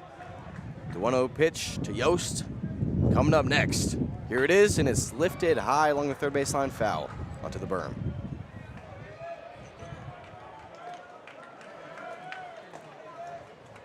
Cedillo remains on the mound. Maroon socks. Up a little bit on his shin, the 1-1 pitch. It's hard to tell what happened. The umpire shaking his hands around. Looked like I'm not sure what just happened. It looked like it was a check swing that tapped the bat of Yost. So it's a 1-2 count now to Hayden Yost, the Gators pinch hitter. Came in the 6th inning. Florida, an 4-2 lead. Next pitch drifts outside for ball 2. Florida leads Texas A&M 4-2. This is game 3 of this 3-day series between the Aggies and the Gators. It's a 2-2 count to Yost, 2 outs, no one on.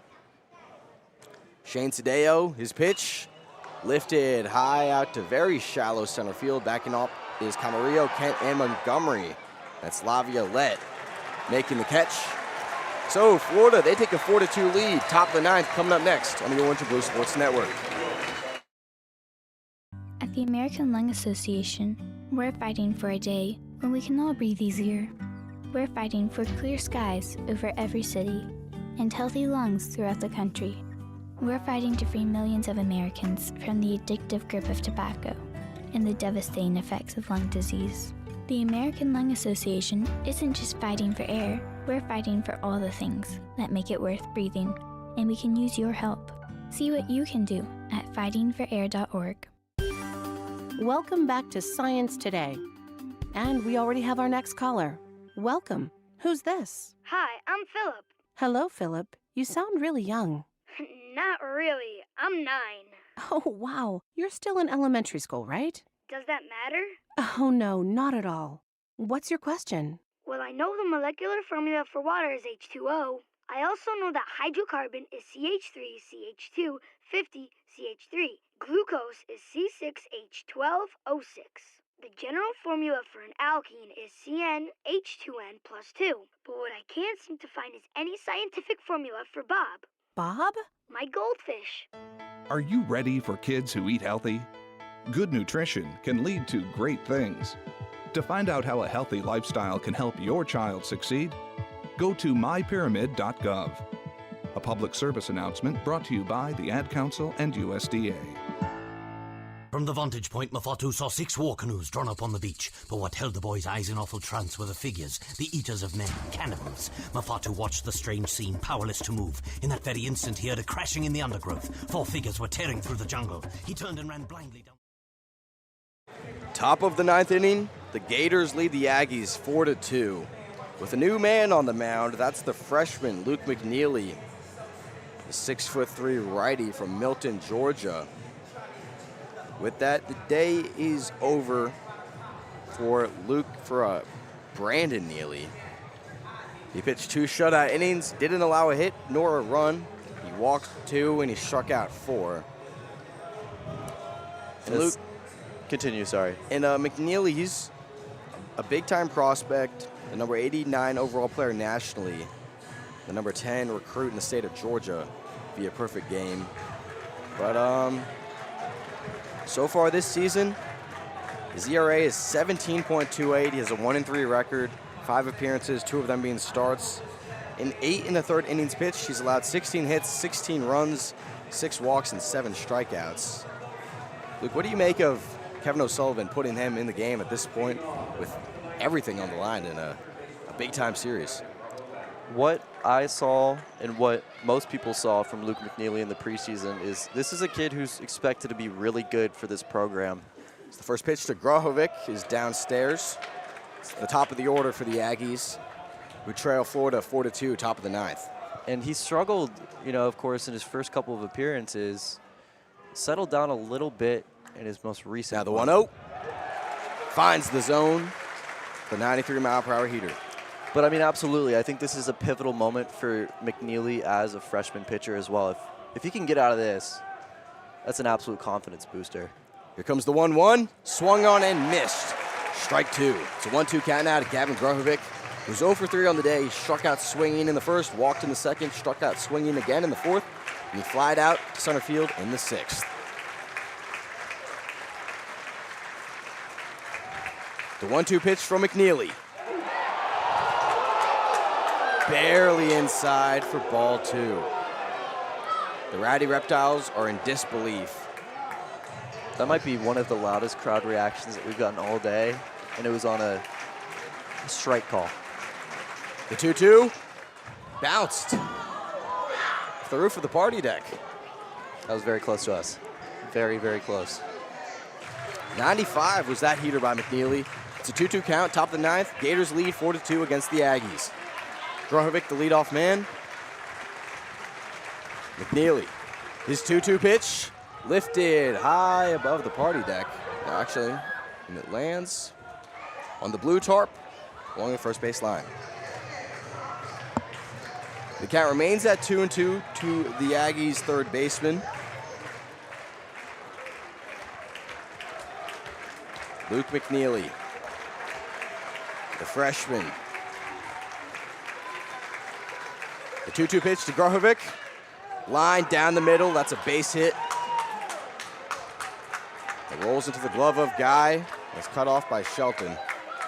So we got a couple arms warming up in Florida's bullpen as well. And I don't know if Sully will make the decision right now, but I'd expect if McNeely has any sort of issue on the mound here fourth, that Kevin O'Sullivan will not hesitate to go to his bullpen. It's Jace Laviolette to the plate now, the left-handed hitting center fielder. Gators lead 4-2 against the Aggies. No outs, one man on. The pitch down low and inside for a ball. Laviolette 1 for 3 with a walk as well.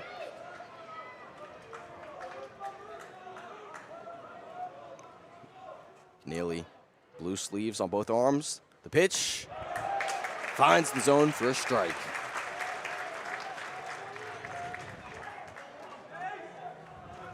One is the count to Jace Laviolette, who has Gavin Grahovic at first, no outs, top of the ninth.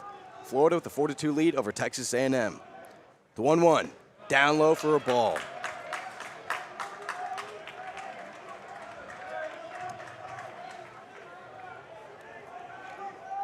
Luke McNeely scratching the back of his head. It's a 2-1 count to Jace Laviolette, the left-handed hitting center fielder. Aggies trail 4-2. The pitch upstairs to the catcher, or grabbed by the catcher, Tanner Garrison. The pitch was going to Jace Laviolette. Laviolette now with the 3-1 count. No outs. Grahovic at first. Florida leads Texas A&M 4-2. Top of the ninth. Rubber match. The pitch finds the plate for strike 2. The count runs full now for the Aggies center fielder, the 2-spot hitter. It's a full count to Jace Laviolette. Top of the ninth, no outs, one runner on. That's Grahovic at first. The payoff pitch for Ali McNeely finds the plate, strike 3. The 13th strikeout of the day for the Gators. And McNeely is excited, pumping his arms, but there's still 2 more outs to be recorded. Florida with a 4-2 lead over Texas A&M in the top of the ninth inning. 1 out, 1 runner on base. That's Gavin Grahovic at first. And now, the most dangerous hitter on the Aggies roster, Braden Montgomery. He's 1 for 4 with a home run today. It's the tying run. 4-2 ball game. The first pitch, hammer to the glove of Curlin. Throw over to second. Shelton throw over to first. Yes, a double play to end the game. No. The first base umpire says he's safe.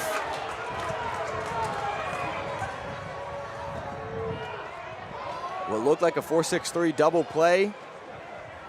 Might be a fielder's choice, says the first base umpire, Clint Lawson. And with that, Kevin O'Sullivan wants to challenge. So we might get an ending in anticlimactic finish with the umpires, electing to end this ball game if they call that an out. But man, I mean, this is a huge statement victory for Florida, 4-2. The clutch home run. Tyler Shelnut the inning before.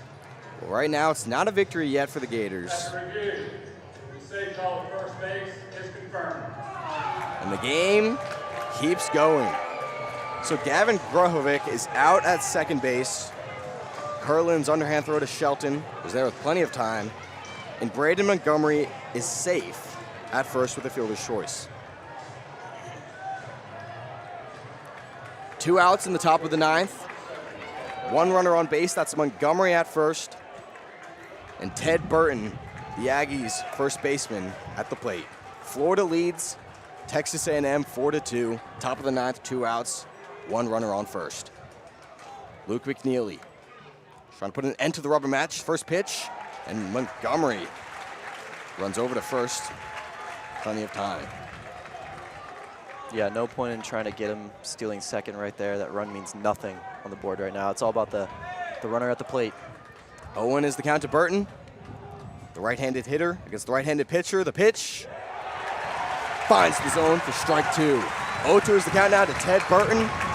Gators lead the Aggies 4-2 with 2 outs in the top of the 9th. 1 runner on, that's Braden Montgomery.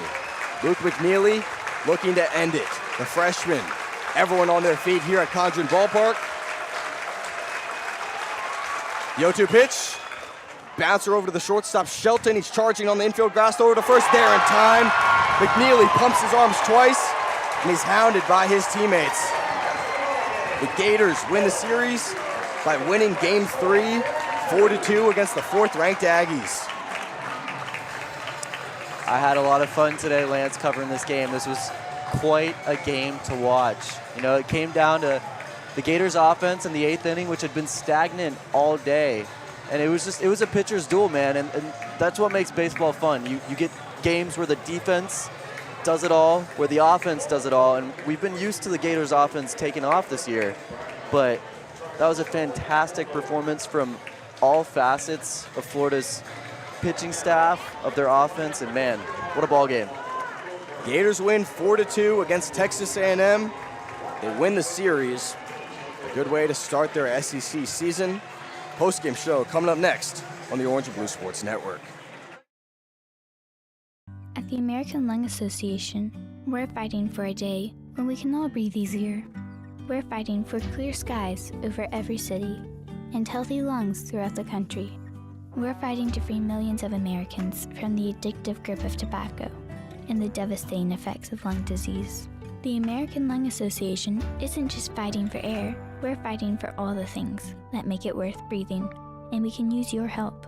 See what you can do at fightingforair.org. Welcome back to Science Today.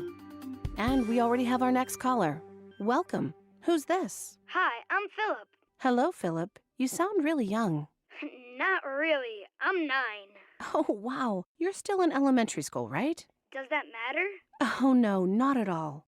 What's your question? Well, I know the molecular formula for water is H2O. I also know that hydrocarbon is CH3, CH2, 50, CH3. Glucose is C6H12O6.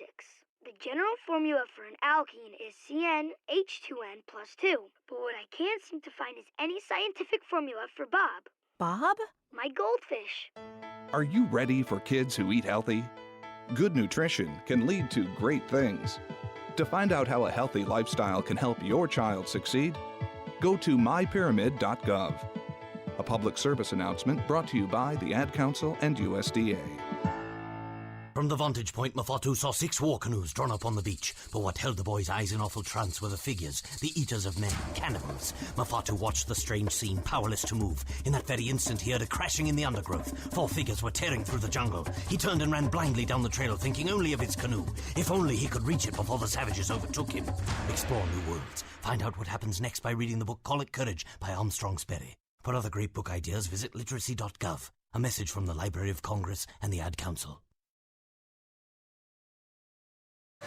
I'm Lance Williams here with your post-game show on the Orange and Blue Sports Network. The Florida Gators, the 8th-ranked team in the country, they take the rubber match against the 4th-ranked Texas A&M Aggies in a very close pitching duel, 4-2.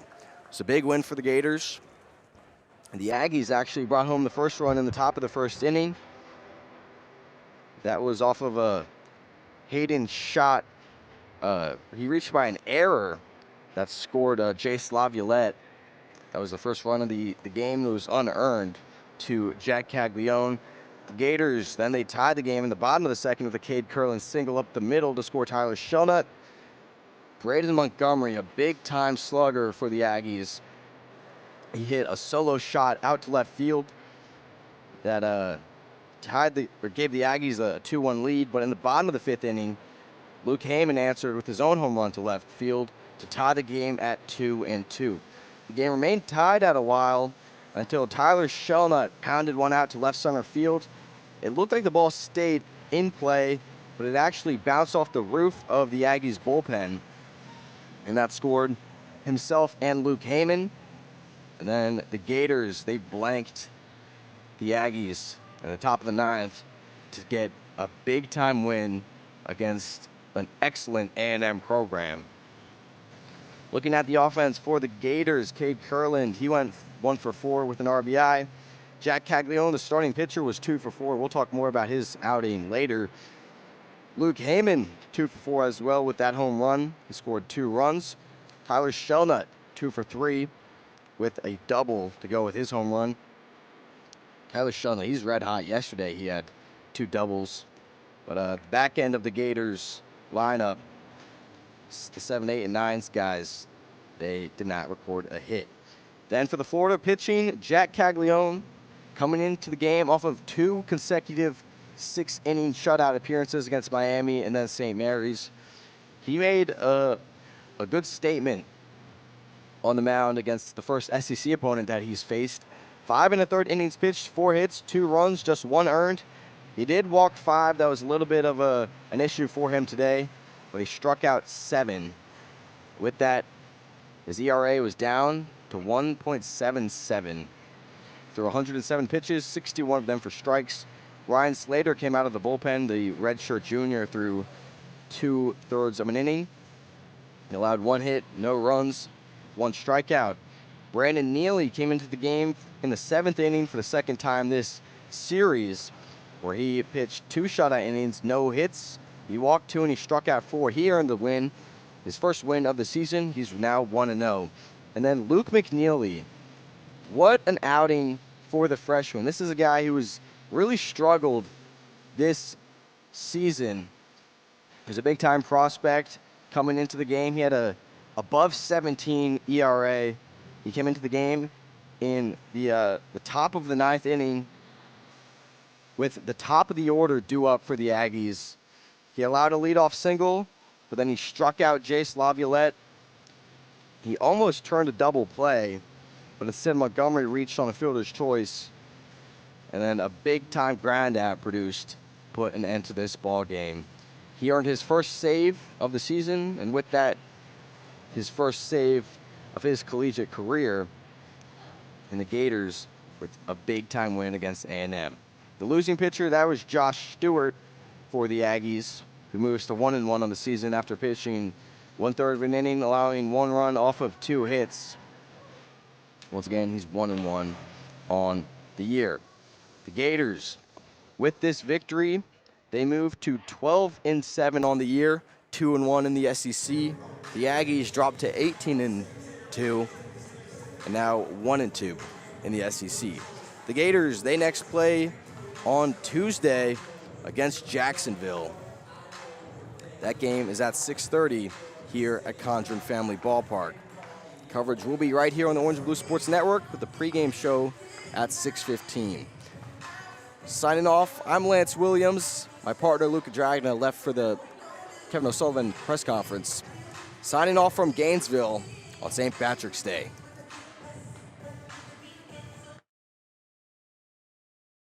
Thanks for tuning into the Orange and Blue Sports Network's coverage. Follow us on Instagram and Twitter at OBSN Gators. That's OBSN Gators. Until next time, go Gators!